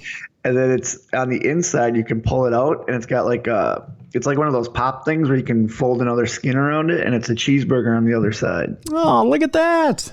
Yeah, so every time I play with her, I'm like, I'm the Beer City Bruiser. Give me back my beer. And she growls, and we just play, and it's fun. Aw, that's the cutest thing ever. Yeah, it's hard, though, when you're sore from wrestling and you're all beat up and you got to get home and there's puppy energy everywhere because she doesn't have an off button. Well, not yet anyways. I mean, No, that comes I'm used with to maturity. I'm used to my cat that just lounges around and eats and poops, and that's it. Yeah, but I mean, that's only going to last for so long, though, Right, yeah. You got to enjoy it while you have it, Yeah. Yeah. Yeah, I mean, that's just how that is. Oh, look at that. Look at There she is. First appearance on the show. Look at that. Ziggy Star Pup. Hi, Ziggy. And if you notice her collar, it's we got her the purple tag along with a green strap to represent the Joker. Oh, look at that. So we're covering all avenues with this one. We got pop culture, we got wrestling, we got comic books, music, everything. Look at that. She is so cute. Look at that. So if the fans want to see pictures of her, they can go on my Instagram or my Facebook or my Twitter. I've been sharing nonstop pictures. So. Nice. Yeah. Very cool. Very cool. Well, this is a weird week for dumb crime, stupid criminals, Bruiser. I'm not going to lie. Okay. You were saying that off air. Yeah, it's You not said so you were much. kind of thrown off. Yeah, not so much the ha-ha funny, which we had kind of an odd beginning to the program. We want to thank our guest again, Leslie Ghiglieri, with the book, The Decision to Kill. It was an interesting program, and it was a different program at that, talking about the nature versus nurture aspect of murderers.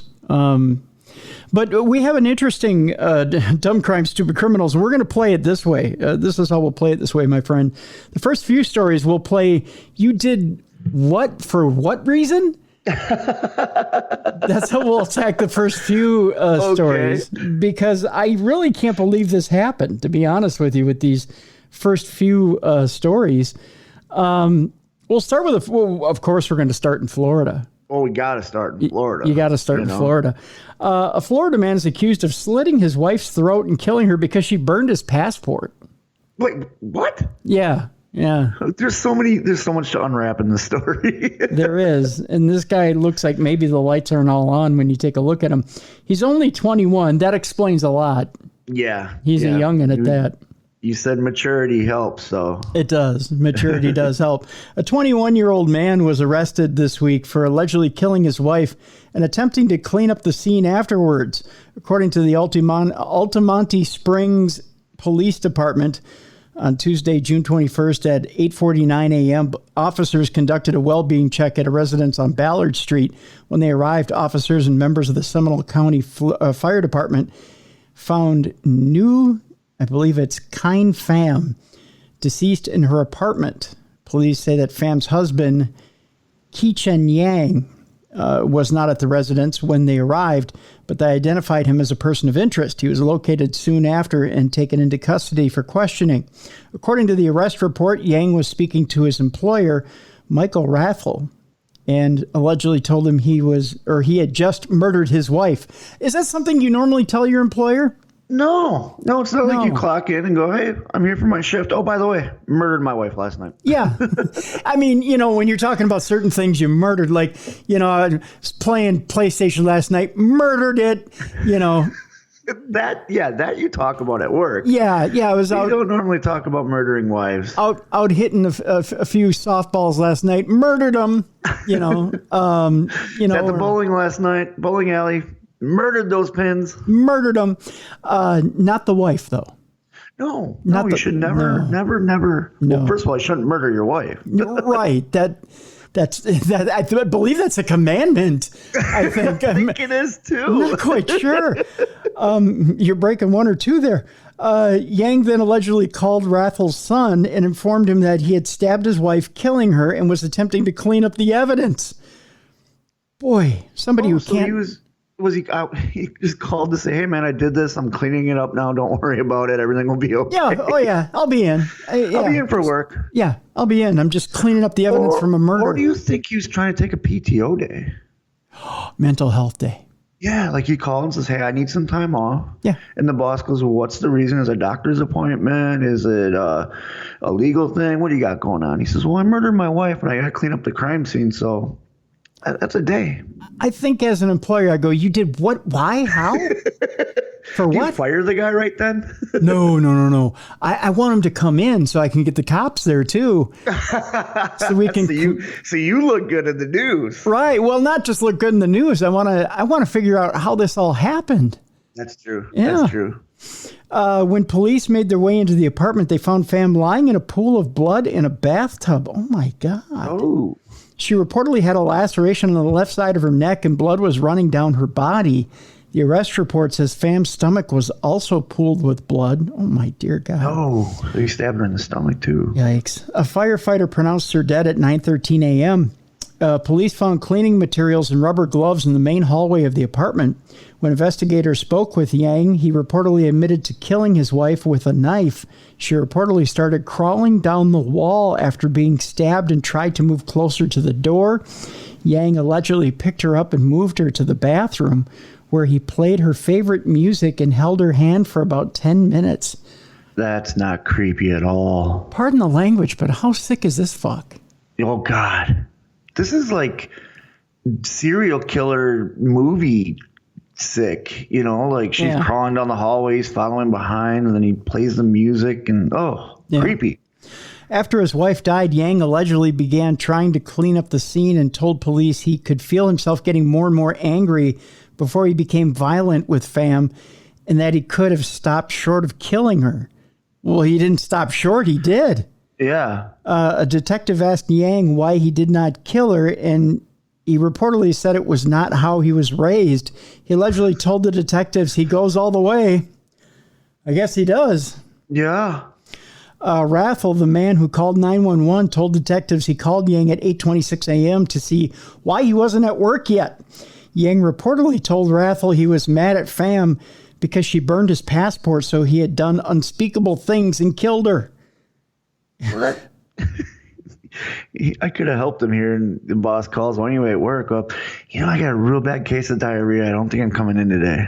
Yeah. And then go about your business. Yeah. But to each his own. Yeah. Well, at least the guy tells the truth. I mean. Yeah, that's true. Yeah. He was raised that way, Tim. That's why. I guess. Yang was booked into the Seminole County Jail for first-degree premeditated murder and tampering with physical evidence. He's being held without bond, as he should be. My God. They should let him know you can always apply for a new passport. Yeah, see, that's the thing. It's just been, I don't know, misplaced, burned. Yeah. It's not that expensive. It's a pretty easy process once you have it because they don't have to run a background check on you anymore. Yeah, they just give you a new copy. Yeah. Exactly. Yeah. Exactly. You're okay there, buddy. Yep. Yeah. We go to Tennessee. You did what for why?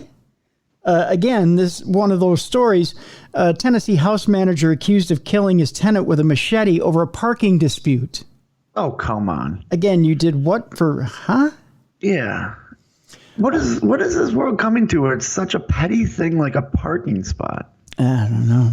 A 53-year-old house manager was recently indicted after allegedly killing a tenant following a parking dispute, according to a news release from the Shelby County District Attorney's Office. On the night of September 17th, 2021, Leiford Anderson got into an argument with his new tenant, 52-year-old Edward Brooks, in the 1700 block of Marjorie Street over Brooks parking on the grass in front of the rooming house. At approximately 1:30 a.m., the dispute reportedly erupted a second time and became physical. Anderson allegedly struck Brooks with a machete several times in the head, face, and forearm and calf. Officers responded to the home and found Brooks unresponsive in the hallway. According to the district attorney's office, he was reportedly pronounced dead at the scene. On Tuesday, June 21st, the district attorney's office said Anderson was officially indicted on one count of second-degree murder. He remains held in the Shelby County Jail without bond. I think he needed to watch that episode of Seinfeld where George and the other guy are trying to get the perfect parking spot, and they literally just back into each other, and they're just sitting there arguing. That's how you handle it. You don't attack somebody with a machete. Yeah. That's a little too far. And I like how he added in, I'm stabbing him in the calf, too. Like, okay, I got your face and your arms. There's one for your calf. I missed a lower region somewhere in there. We need to complete the trifecta. Do you think he took it from, like, remember how you could play Operation? They show you the guy. Yeah. And he's got all the things. Maybe he was running through that in his head, like, okay, I got him here, his nose beeped. Got him here, his nose beeped. Oh, I got to get him here. Okay. And then he gets the big, nah, because he hit the border there. Yep. Yeah. Another, you did what for, huh? For why? Story. 16-year-old allegedly is arrested for fatally stabbing a 14-year-old in a Walmart parking lot. It doesn't surprise me it happened in Walmart. No. It's just a 16-year-old allegedly fatally stabbing a 14-year-old. And this is, as you alluded to, a Seinfeld episode over nothing. Yeah. We don't have a reason. He just stabbed just to stab. She stabbed. Oh, it's a she. Yeah. A 16-year-old faces a murder charge after she allegedly attacked another teen in a parking lot this week. According to the Metropolitan Nashville Police Department on Monday, June 20th, the suspect, Isabel Jackson, I believe it's Jackson or Jackson, I'm sorry, and the victim, Malia Powell, reportedly got into an argument inside the Walmart at 3458 Dickerson Pike. I thought that said Pole for a minute. Dickerson Pole would be too funny. At around 10 p.m., the two reportedly continued their disagreement in the parking lot near the WeGo bus stop. Pardon me, I don't know why my voice is cracking today. I think I'm going through puberty again. What is a 14-year-old doing in Walmart at 10 o'clock at night? I don't know, but they're both riding the bus. I know that much. Yeah. And they evidently like to knife fight. I guess. Yeah. Jackson allegedly asked Powell to fight, then stabbed her with a pocket knife and fled towards Droverside Drive. That's dirty boxing, Bobby. That's dirty boxing. That is dirty boxing. Police do not believe Powell and Jackson knew each other. So they didn't even know each other. They didn't even know each other? They just met in Walmart? They met in Walmart, went out to the bus stop. One said, hey, you want to fight? The other said, sure. And then the one stabbed the other. Like, oh, you're not going to expect this? Stab, stab, stab. Yeah. On Thursday, June 23rd, Nashville police announced they located and arrested Jackson for criminal homicide. Can you imagine that? You're 16. You're like, hey, you want to fight? 14-year-old goes, sure. You go, okay, ready? Put him up. Stab, stab, stab, stab, stab. Now you're in for homicide. Yeah, back in my day when we fought, we used our fists. That sounds very Friday of you, by the way. When you fight, you use these. You live to fight again, Craig. I love John Witherspoon. It's so bad he's not with us he's so anymore. good. Yeah. He is so good. Did we lose him? He's still he around, died. No, he died a couple of years ago. Okay. Yeah. He was, everything he did was hilarious. Yeah, he was. He was I remember him in the Wayans Brothers TV show, and it was just so funny. Yep. He was the dad and everything, but he was so funny. Yes. He didn't stab anybody when he challenged him to a fight. No, he didn't go, hey, Craig, want to fight? Stab, stab, stab, stab, stab. No. No. He put up his dukes. He used his fist, and he lived to fight again. Yeah, exactly. Put the gun down, Craig. Well, at least it's a positive there wasn't a gun involved. It was just a switchblade. If we have to silver lining this. Yeah, I guess so, yeah. No guns allowed there in the Nashville Walmart parking lot. Just with switchblades. Bring your cutters, I guess. I don't know. Yeah. And find somebody you don't even know. And just challenge them. Yeah, whoever's available. Do you think for some reason she just ran across the Michael Jackson Beat It video and thought, hey, this looks like fun. They're dancing. They're having a good time. Or the Eat It video, one or the other. That movie's coming out, so that could be. Oh, God, that's right. I forgot about that. Yeah, thanks for that bad memory. No problem. We go on to the Mother of the Year award, or Grandmother of the Year, with these next two stories. Don't ever let your mom tell you she doesn't have a favorite. My mom always tells me she doesn't have a favorite, but I know she has a favorite. It's my brother, not me. Mothers always have a favorite. Oh, I know. And I'm a parent. This next... do you have a favorite? Do you want to say who it is? I can't say because this is public and people can hear it, but off the air I'll tell you. Oh, come on. Don't wuss out like that. Tell us. I love all my children the same. Don't say that. I'll tell you what. My son Dakota is my favorite because he's my favorite son because he's my only son.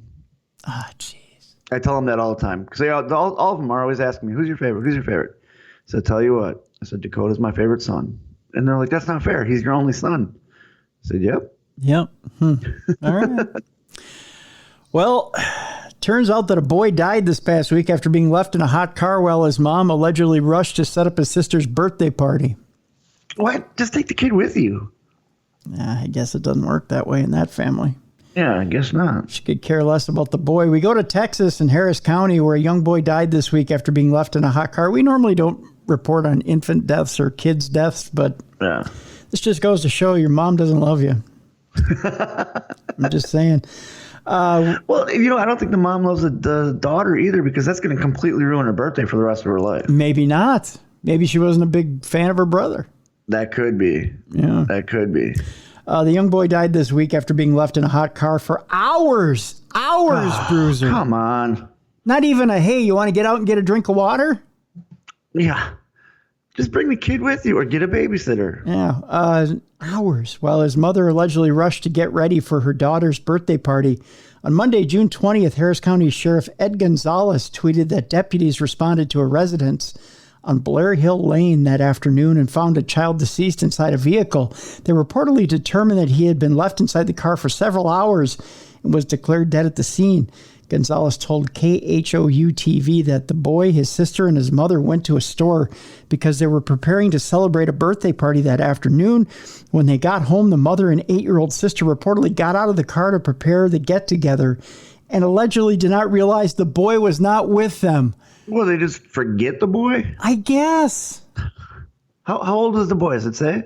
Let's see here. According to Gonzalez, the boy knew how to unbuckle himself, and the mother believed he was doing the same thing today. No. He was old enough to unbuckle himself. But then he's still got a head count. I always did the head. Here, when I had my children, I always did the head count because Home Alone always popped in my head with my kids. Because you know how they do the head count in Home Alone? Yeah. And they count the neighbor instead of Kevin, and then Kevin gets left behind. Anytime I went anywhere with my kids when they were little, I'd always do a head count like 3 or 4 times because I didn't want to have a Home Alone situation. How do you not tell your daughter, go get your brother? Yeah, there's my oldest always, if I had my hands full, hey, can you grab your little brother? Can you grab your little sister? It's not hard. Oh. The sheriff said the family was driving a rental vehicle, so the child might not have been as familiar with the settings. It doesn't matter. Go get your brother. Yeah. Houston Public Media reports Houston and the entire state of Texas are in the midst of a heat wave with temperatures reaching triple digits in many areas. Everybody's having a heat wave right now. And the simple fact is, rental car or not, your child you should always be checking on. Always, my children are out of the house now, and I still text them every day just to say hi and check in on them, or you know what I mean? Just because I miss them. And by the way, get out of the car. Yeah, exactly. That's what you tell them on the text. Get out of the car. I'm just going to text them right now. I'm just going to text them all, hey, don't forget, get out of the car. Yeah. It's not immediate. Here's the kicker. Are you ready for this? Yeah. It's not immediately clear whether the boy's mother will face any charges. Oh, come on. She's got to face charges. No, they don't know. They've got to at least give her manslaughter. It has to be. It's a child passed away. They don't know. Due to her negligence. They don't know. They're thinking about it. Well, you and I, we'll tell them. Prosecutor. Yeah, they were busy with the birthday party. If they listen to the show, we want you to prosecute her. Yeah, we wish you'd go after. Here's another one we think you should go after. Another Mother of the Year. Okay. Just south of you down there in South Carolina, a mother is accused of abandoning her 3 children on an island. I know it's a joke that you say, you know what, I'm going to leave you kids on an island somewhere and go enjoy myself. I heard that plenty when I was growing up. Too. Yeah. It was I'm going to leave you on an island somewhere. I brought you into this world. I can take you out. Exactly. I can't tell you how many times I heard if I could just leave you on an island somewhere, I would. But this mother did. A mother was arrested after allegedly abandoning her children on a Lake Hartwell Island, according to a news release from the Anderson County Sheriff's Office, who said, wow, we always dreamed of that too. The incident was initially being investigated as a missing persons case after Courtney Taylor was last seen leaving Cemetery Island. Oh, there's a... Oh, it's called Cemetery Island. Oh, Jesus. Boy, I think it's like an old urban legend. Like if you don't start behaving, you're gonna get left behind on Cemetery Island. She must have threatened him every day, like 10 times a day with that. Yeah, must have. Deputies responded to the lake on Monday, June 13th at approximately 3:45 p.m. and found 3 stranded children ages 12, 13, and 15. Boy, but you got to think they were raising enough hell. Oh, yeah. This was a total, what is that, Lord of the Flies scenario. Yeah. She must have said, guess what? Lord of the Flies is coming to our house. The children were allegedly camping on the island, and the night before with their mother, Taylor, and her boyfriend, Eric Elrod. Kind of sounds like a dweeb, doesn't he? That guy sounds like a douche. Eric Elrod. The children reportedly told authorities their mother said she was going to get water, and she left the island with her boyfriend in their car, but never returned. Yeah, we're going to get water. Do you think the mother looked at the boyfriend and goes, hey, you want to see a really good joke? Watch us. We're going to go get water. Hey, you kids, you'll be all right. We're going to go get water. We'll be right back. I'll be right back. You just sit there by the fire and enjoy yourselves. On Tuesday, June 14th, Taylor was arrested on 3 counts of unlawful neglect of a child. She was released the following day, according to WYFF, the WIF. A whiff. Elrod is wanted for distribution of methamphetamine and other charges. I'm guessing I know why they snuck off. There it is. Yep. I get why she left them behind now. Yep. and other charges by the Pickens County Sheriff's Office. My guess is, well, she's not smiling with teeth in her booking photo. She's got kind of a frown. So she ain't showing any teeth. So my guess is there's probably a lack of. I don't think she has any teeth. And now I think, do you think water was code for meth to the boyfriend? I think so. Had they been sitting there with Helen Keller, they would have went meth, Helen, meth, instead of water, Helen, water. And that's how they would have done that. Yeah. I can't imagine Helen Keller on meth. Oh God, come on, don't do that. No, I'm not going to. That's a sensitive subject, but still. So on the other side of Mother's Day too, it wouldn't. Yeah. You did what because of why? This would be the last of these stories. Okay. You ready for this? I don't know. We've had home runs so far, so I can't wait.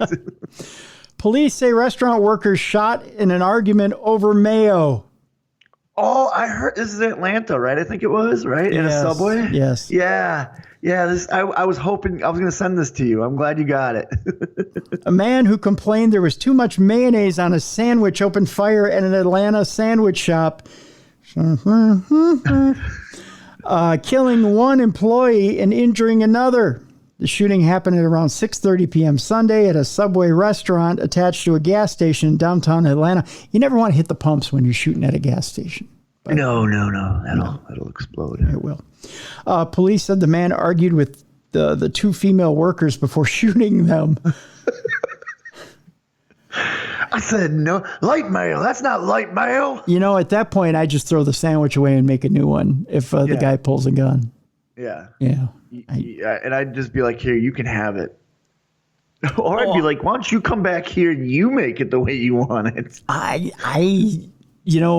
At that point, I just throw the sandwich away and go, let's do this again. We'll go step by step. I will do everything the way you wish, and we'll go real slow. That's how it is at Subway, though. They do it your way. Like, when they're putting the mayo on, they're like, is this enough? Yeah, but they went too far. They did too much. Right. So, okay, yeah, I guess he could have. Yeah, no. Unless he said stop and they kept going like, ha, look at us, ha. I've been in the presence of some pretty indignant Subway workers before. Some heavy mailers. Yeah, they like to lay it on thick. Yeah. Either that or like, oh, you want mayo? Uh-huh.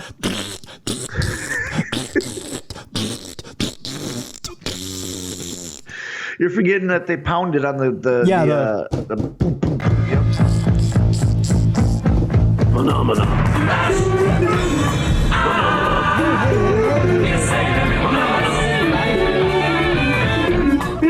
There's so much going on right now. You must have hit the. Oh, did I freeze you? We just had Flash Gordon and Phenomena. Oh, did I fire a bunch of things off? Yeah, and then while you're right behind it, you keep hearing you make the squirting sound. It was a great mashup. Oh, was it? I'm sorry. I must have. No, don't be sorry. It actually turned into gold. I must have been so mad I fired off the button bar. My button bar isn't even selected right now. I hope that came across on the recording because it probably did. If you heard my headphones, I heard it. I didn't hear it, so you must. If you heard it, it played over the file. I love it. I think it's great. Keep it. Okay, well we have to. We because can't. In the background, you just hear you going. And then you hear dun dun dun dun dun dun dun. Yep. So Flash Gordon is making sandwiches at Subway. And he loves mayo. And he loves mayo. He lays on the mayo thick. All right. Well, that's the way it's got to be. Yeah. Anyways, where were we? Oh, yes. So according to Atlanta Police Deputy Chief Charles Hampton Jr., he told reporters on Monday, this was a very tragic situation that did not have to occur. He said the 36-year-old man believed to be the shooter was arrested Sunday evening after someone whom police are not identifying provided them with information. Hampton said police are not immediately releasing the suspected shooter's name because of the ongoing investigation. That, and they don't want to frighten the shit out of other subway workers. The woman who died was 26 years old. The other woman, 24, remained in critical condition Monday, Hampton said. The injured woman's 5-year-old son was in the restaurant at the time. Oh, my God. Oh, that's terrible. And Hampton lamented the trauma that the child will have to deal with. It's frustrating that we have a 26-year-old female who is no longer with us, Hampton said. It frustrates me that we had an individual with a firearm who decided that was the answer to resolve a conflict over a sandwich. It just breaks my heart to know that someone has the audacity to point a weapon and shoot someone for as little as too much mayonnaise on a sandwich, restaurant co-owner Willie Glenn told WSB-TV. That you just ask for a refund. You don't have to shoot somebody. That's right. That's right. Yeah, or just ask them to make it over. Exactly, and they will. Yeah. You know, they might huff and puff, but they'll make it over. You don't need to shoot them. I hope that kid just mails mayo packets to that guy every day while he's in prison. That would be a cruel joke, wouldn't it? But, you know, the 5-year-old lost his mother, so his revenge is he mails mayo packets every single day while the guy's in prison. Yeah, it's fitting. Yeah. Yeah. We continue on. We're still in Georgia. A Rome woman is charged with hitting, kicking, and spitting on police at an Atrium Health. It says at Atrium Health Floyd. I have no idea what Atrium Health Floyd is. Atrium Health is like, it's the healthcare down here in the South. Okay. 21-year-old Madison Alice Kreider was arrested this week after reports said she attacked numerous law enforcement officers and others at Atrium Health Floyd. Police stated that they were dispatched after Kreider bit another person on the finger during a verbal altercation. That's a new one. Well, he was probably pointing in her face. And she just took a bite out of the crime. Trust me, I've been getting puppy bites, so that's what goes through my head. Oh, yeah, I bet. Yeah, I point at the puppy, she bites, she nips at me because it's a puppy. Yeah. While being placed under arrest, Kreider is accused of grabbing 3 officers. Police went on to say that while being placed in a patrol car, she pushed and kicked the officers and the car, causing damage to their equipment. After being removed, Kreider began to spit and kick at police. Don't they put the spit hood on you after that? Yeah, if you spit, they'll put the spit hood on you, and then when they get to the jail, they'll put you in the chair. Ah, yes, okay. So she began to spit and kick at police while they were attempting to put a face covering on her. There you go. There it is, yep. And they probably hogtied her, too. Yeah, well, she had it coming. During the altercation, she removed an officer's Apple Watch with the intent to steal it. What? She's not in enough trouble. She just wants to add another charge. Well, they are nice watches. But they are. I agree. I'll give her that. At this point in time, she's already in so much. Maybe that's what she thought. I have nothing to lose. That's a nice Apple Watch to gain. Yeah. I bet you I could smuggle that in an orifice on the way in. My who? Oh, God. Reports added that Kreider was also with someone who had a protective order against her in the parking lot of the hospital. Oh, that's not good either. No. Kreider is charged with 7 counts of simple assault, simple battery against a police officer, felony obstruction, aggravated stalking, disorderly conduct, 4 counts of misdemeanor obstruction, 3 counts of felony obstruction of police, and 4 counts of simple battery, and a partridge in a pear tree.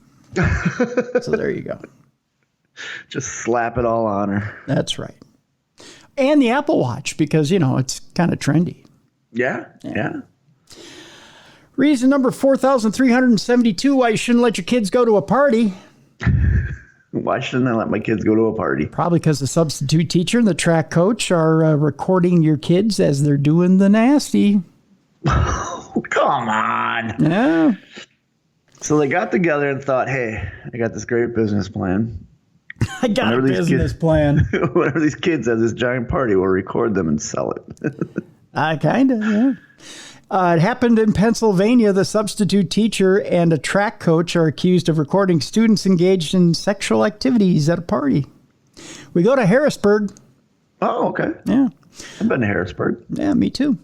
A 20-year-old substitute teacher and track coach stands accused of providing minors with alcohol and taking explicit videos and photos of students during a party. So he even pumped them full of alcohol to get them going. How did he get it? He's 20. Fake ID. Well, I mean, I know how to do it, but it's like he illegally acquired alcohol to give these kids. Mm-hmm. Then he parties with them. Yep. Then records them doing the nasty. Well, let's go through the story, and I'll get you the specific details. But I'm just trying to figure out. You did it, huh? Why?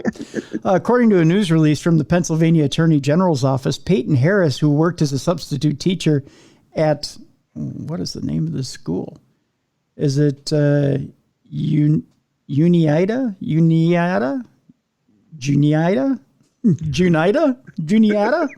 I don't know. That's a good one. Junita. It's Juniata. Pennsylvania people can email me. Juniata High School? Juniata? Sure. I think so. And Newport High School, I know of that one because they're cigarettes. And they're menthols. And if you flip the pack upside down, you get the Nike swish. That's right. There you go. And served as the assistant manager for the Juniata track team, during the 2021-22 school year, hosted a party at his home for minors. Harris allegedly provided alcohol to the minors and took explicit photographs and videos of those juveniles engaging in sexual activity without their knowledge or consent. He then reportedly shared the images with other people on social media. On June 22nd, the Attorney General's office said Harris was charged with sexual abuse of children, photographing sexual abuse of children, dissemination sexual abuse of children, child pornography, invasion of privacy, corruption of minors, furnishing alcohol to a minor, and carrying a false ID card. See? There it is. Yep, there you're right. Is. Fake ID. In a statement, Attorney General Josh Shapiro said Mr. Harris was trusted to take care of and empower minors, and instead he exploited them. Shapiro added, "These charges are very disturbing. My office has a zero tolerance policy for abuse of children and will prosecute the defendant to the fullest extent of the law." The Attorney General's office has asked for the public's help in gathering any information regarding the case or any other incidents related to Harris. Good. Throw the book at him. Yeah, most definitely. I mean, in high school, did you ever have a cool teacher in high school? I mean, not this cool, obviously. Speaking of sexual assault on children, we did, although two of them ended up, believe it or not, dating students. Oh. Yeah. So my wife had one where he was a cool teacher, mm-hmm. and he'd flirt all the time, but he waited till the girl turned 18 before he married her. What? Really? Yeah. So it was all legal. It's still disgusting. Yeah. But it was still all legal. Like when she told me that story, I'm like, what? No, that's not good. We had, in all fairness, we had a cool, I was on the school newspaper, and our school newspaper advisor was really cool. His name was Harry Jackson. But he was, I know how you almost thought I said Harry Johnson there, didn't you? Yeah, I did. No, Harry Jackson. He was really cool. Here comes the dun-dun. He was the only teacher who would show you The Godfather uncut in class. Really? Yeah, because he had a newspaper advisors meeting at the end of the year. And there's nothing to do at the end of the year. You don't have an issue to put out. Right. So he was like, "Oh, I got a film for you, class, and here we have a substitute teacher." And actually, this is kind of a funny story if you want me to go deep into please. it. Okay, so it's just a short story, really. I don't know if I should tell this story because it's a little inappropriate. But so he had this advisors meeting that he had to go to. It's a national advisors meeting, national newspaper advisors meeting for high school newspaper advisors. So he got a substitute teacher. Well, we had a kid in class. I won't say his name, obviously, because at the time he's a minor, and he had a disability, and he had Tourette's syndrome. And we never really took advantage of this person, but he was kind of a troublemaker too. He liked getting noticed. Okay, he liked to be center of attention type thing. Yeah. Okay. And he also had kind of a dirty sense of humor. Now, which is okay. Now, knowing me, I tend to have a little dirty sense of humor too. Yeah. So I gravitated to the kid, but I never encouraged him. I never gave him well, I shouldn't say I never encouraged him. I was gonna say, come on. I never gave him ideas. Okay. You just fueled the ideas. I just told him whether I thought it was funny or not. Right? You're right. Okay. Okay. So we knew the substitute was coming in about 3 weeks to a month beforehand. Okay. And this is like the last week of school. And Harry was going to come back the last 3 days of school. Okay. So like the first couple of days of the week, we were going to be seeing The Godfather. Okay.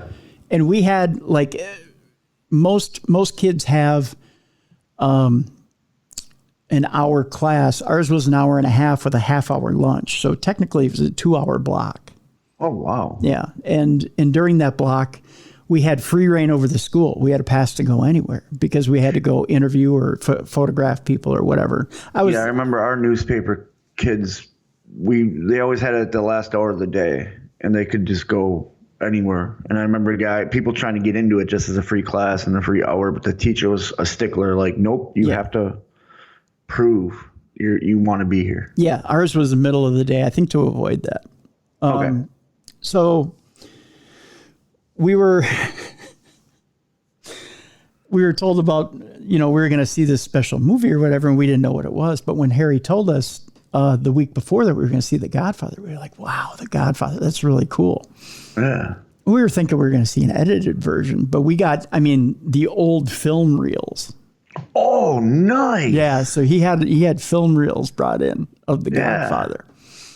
So this was pretty special. So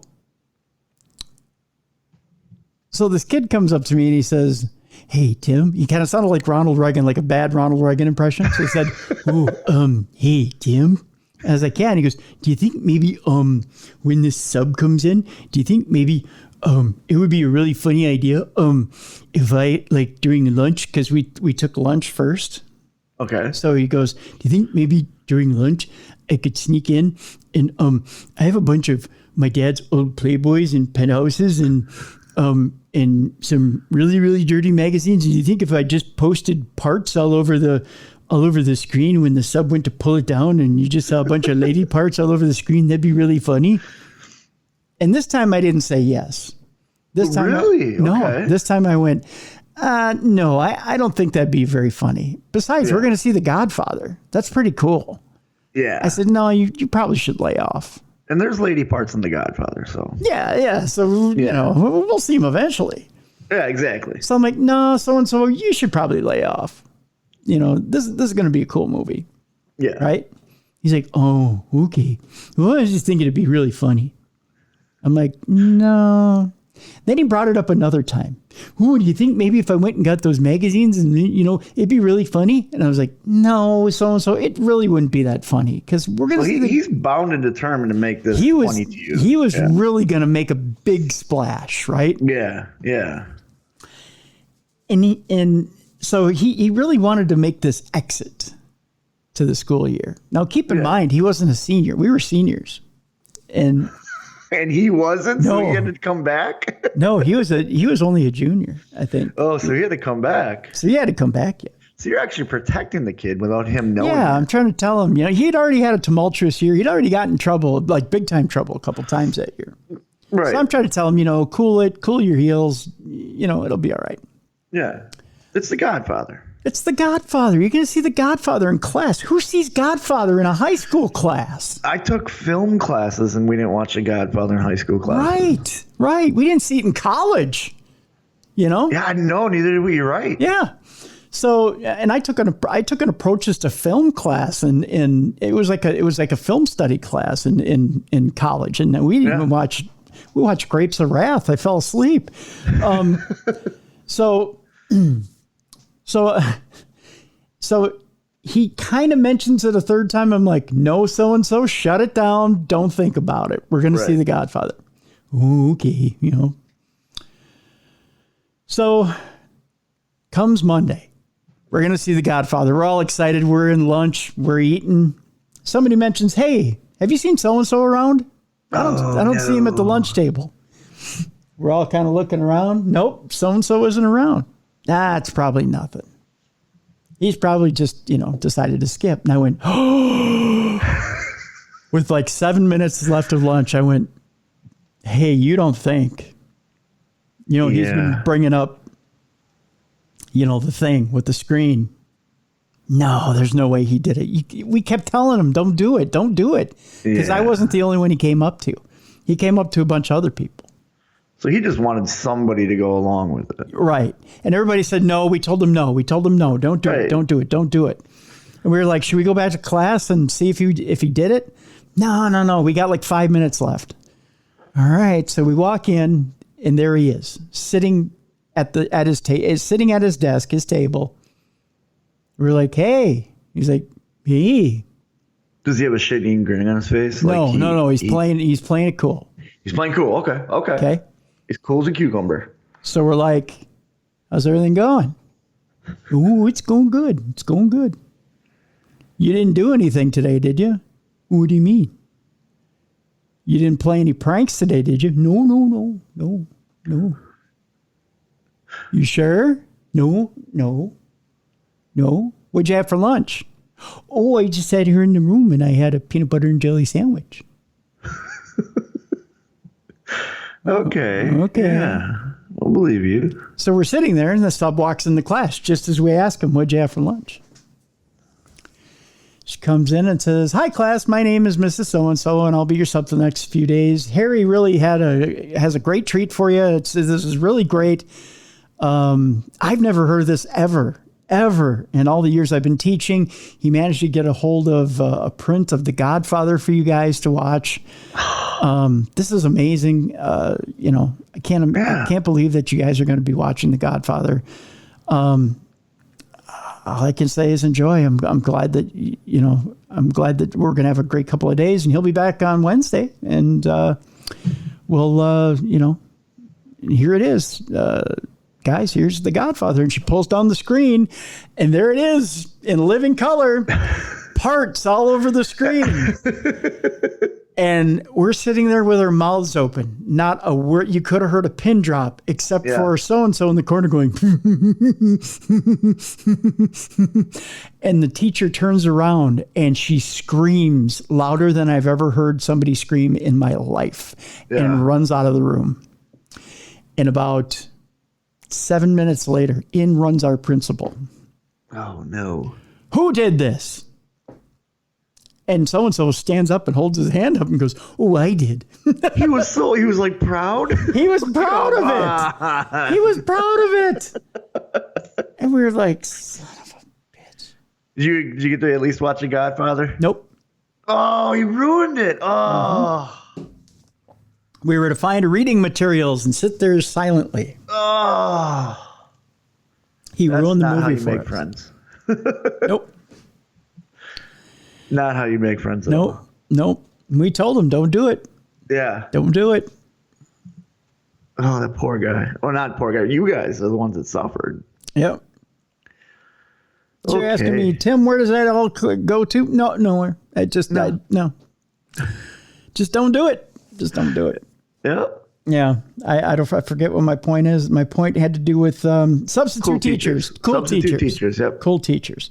So that was the only real cool teacher who didn't get in trouble. We had two teachers, and I won't say what they did because the people in my school will know from the year that I graduated who I'm talking about. But let's just say there were a couple of teachers, and they were very well known, and they did date a couple of the female students. And they got away with it. Oh, no. See, that's worse. Yeah. Because they're predators. They are predators. And it turns out that a few years after we graduated, one of them was essentially caught and was let go. The other one managed to get away with it and left, went to a different school. Good. Yeah. Not good at all. No. So, yeah. So there's that. So we can move on now. We've got 3 stories left in Dumb Crimes, Stupid Criminals. But it's interesting. I don't know that I should open this up to emails if people want to send emails of predator teachers or not. Maybe with caution. Because like your story was funny, you know what I mean? And my story was weird, but you know, like, I don't know. If you have an interesting story, because see, it's weird, you know. Okay, so my stories are from mid '80s. Okay, when you heard rumors, but they, you know, it wasn't really. I guess this one wasn't really out in public either. They had to find out, and then they had to find evidence and then arrest them. Well, see, the difference between like you were the '80s, I was the '90s. The difference is we didn't have social media. True. So True. You know what I mean. So if you think about like what you and your buddies would do, or me and my buddies would do, it was between us. Right. You know what I mean? Like it wasn't until Jackass came along we realized, oh, hey, you can make money doing this stuff, like filming it and putting it out there, you know? Nowadays, there's social media, and that guy, it said in the story, he shared it to a bunch of social media sites. Well, yeah. So that's why a lot of these people are getting caught nowadays, is because they're stupid and put it on social media. I mean, they're stupid anyways. I think it's easy these days for anybody to get caught. I think for kids at a party to get caught drinking, you know, and get expelled from sports and extracurricular activities. My daughter, after she graduated high school, before she left for college, that Snapchat, I think it's called, shared a snap picture, and it's her and her friend, and her friend's holding a beer. But what they did is they tried to censor the beer, and here's how they censored it: a big black line over the can. So she gets home, and I'm like, how was the party? And she's like, it was great. I'm like, you were safe? She's like, yeah. I go, was it Coors Light or Miller Lite? She goes, what are you talking about? I said, the drink you were drinking. A big black line just draws attention to it. It was a White Claw. I go, I don't know what I'm more mad at you for.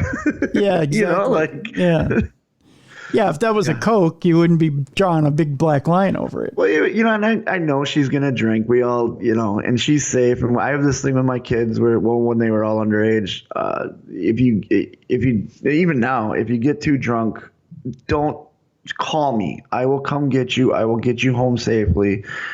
We won't discuss it until you're sober, and then we'll sit down and we'll talk about it. But first and foremost, your safety is important. Yeah.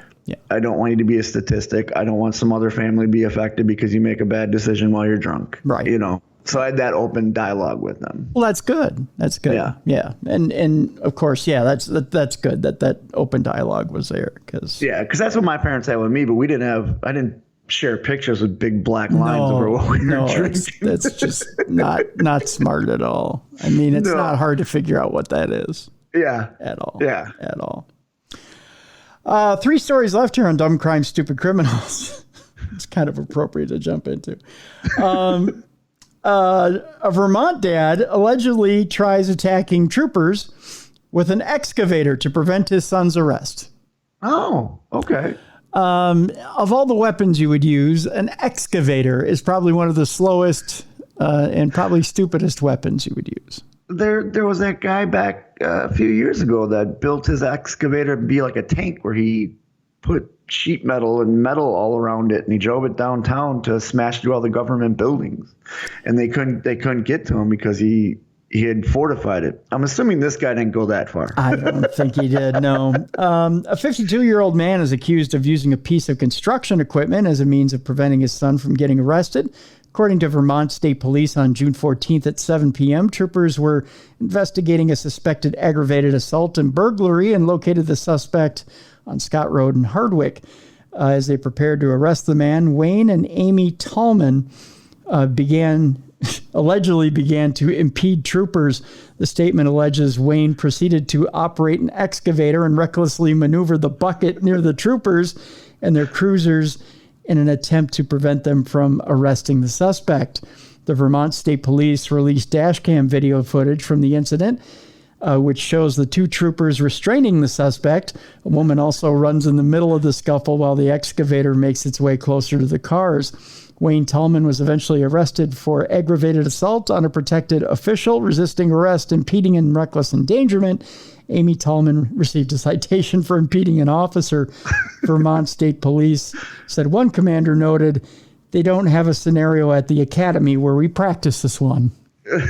No, I don't think they do. I picture that scene in Austin Powers where the guy's driving the roller really slow and he's like, no! Oh, but it's slowly approaching him. Yes. Yeah. One of the more obvious the worst scenarios. The trooper gets home. The wife, how was your day? Got into a fight with an excavator. How was yours? Yeah. Guess who won, though? It's one of those David and Goliath scenarios where David's probably going to pull this one out. Yeah. Yeah, just saying. 2 stories left here. This one, Bruiser, we've all made good wardrobe choices in the morning and kind of look at ourselves in the mirror and go, hey, that's pretty sharp. Yeah. And then say, you know what? I've made an ironic wardrobe choice today in that the shirt I'm wearing really does reflect the day I'm having. Okay. And then we've made wardrobe choices where we go, maybe I shouldn't have wore that shirt today because it's making everyone laugh at me today. Okay. This drug defendant made a terrible wardrobe choice. A meth suspect was nabbed wearing a "I'm too good for drugs" t-shirt. Yeah. Of course, good for him. We go to Alabama for this one. Yeah. Yeah. Where an Alabama man was wearing a t-shirt proclaiming, "I'm too good for drugs." Of course he was. I got to show you this guy's picture too. It's too good. He was arrested for possessing methamphetamine and narcotics paraphernalia. 60-year-old Alan Burnett. 60 years old. He might be trying to catch up to his childhood too much. Was collared last Thursday night near his home in Asheville, a small city about 45 miles from Birmingham. Burnett was charged with a pair of drug counts and booked into the St. Clair County Jail. He was released early. Yes, or it says here yesterday morning, but this was probably 2 or 3 days ago. After posting $3,500 bond. At the time of the arrest, Burnett was wearing a purple T-shirt. Well, at least it was a good color that declared, "I'm too good for drugs," with an exclamation point. And a very royal and regal font for "too good." Oh. Yeah. It looks very Liberace-ish. Previously, defendants have been busted while wearing shirts announcing, "I love crystal meth," and "Who needs drugs? No, seriously, I have drugs." And an Illinois man who was arrested for allegedly possessing the makings of a methamphetamine lab was nabbed while wearing Los Pollos Hermanos t-shirts. The fictional chain of fried chicken restaurants was a front operated by meth kingpin Gus Fring in the TV series Breaking Bad. I'm just going to show Bruiser this because I can't share it with the world, but here's your 60-year-old that was wearing the you're right. It is a very regal. Yeah, isn't it, though? It has that little Liberace script with the "too good." He doesn't look like your typical meth dealer, though. He doesn't, does he? But he's not smiling, so you can't count the teeth. That's true. But his skin looks real healthy. He's got weight, obviously. Yes. I mean, he's got a big beer belly. Yeah, he's still retaining weight, and his skin looks pretty healthy. All the hair is there, so. Yeah. He still has a good look to him. I think someone's going through a late life crisis. It is. It's kind of it's a cry for help is what it is. Yeah. That's what we know it.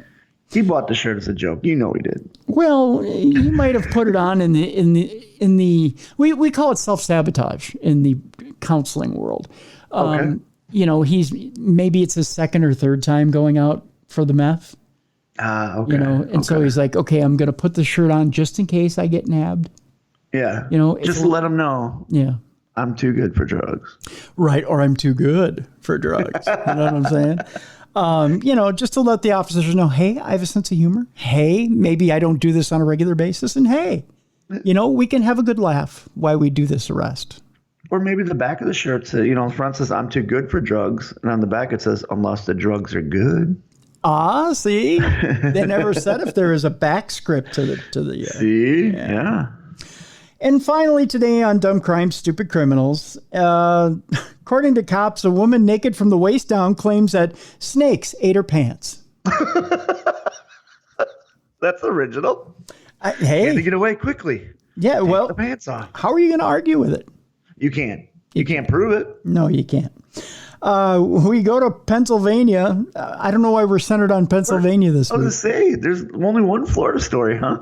It's two, I think, two. Two, okay, two. But then we have, this is like the second or third Pennsylvania story. If I pound on the counter again, will Flash Gordon play? Should I hope see? so. Let's see.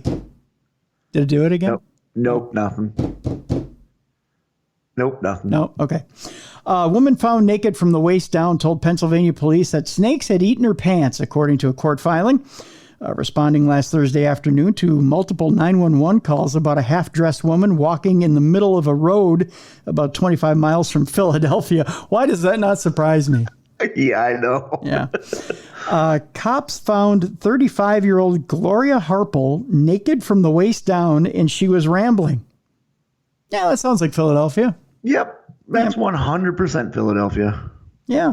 Harple, who police suspected of narcotics use, initially said that she had put her pants in a storm drain before contending that snakes had eaten them. I have a picture. She doesn't even cover why she put them in a storm drain. She just, I put them in a storm drain, and then these snakes ate them. What am I supposed to do? Yeah, maybe they were made of mice. I don't know. You know, snakes on a plane. Snakes ate my pants. Same thing. It's the new Samuel L. Jackson sequel.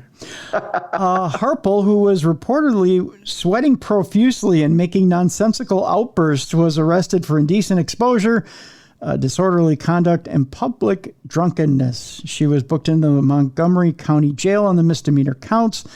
A probable cause affidavit does not provide a further description of the purported trouser snakes. That's what they're calling the offenders, trouser snakes. Here's a picture of Miss Harple, if you want to take a look at her. Oh, yeah. Yeah. Yeah. She wearing a dress? I think that's a leotard, actually. Or is that just, okay. Yeah. Accosted by Trouser Snakes is the new movie from Samuel L. Jackson. Yep. It'll be out in theaters next summer. Snakes on these effing trousers. Yep. Those mother effing snakes at my mother effing trousers will be the new. I believe I have Samuel's stuff. Hey, Samuel, have snakes ever eaten your trousers? He's thinking about it. He's not answering. Yeah, I mean, I'm worried then if he's not answering really quick. If he has to think about it. Hey, Samuel, will snakes eat your pants? Here's something I found on the web.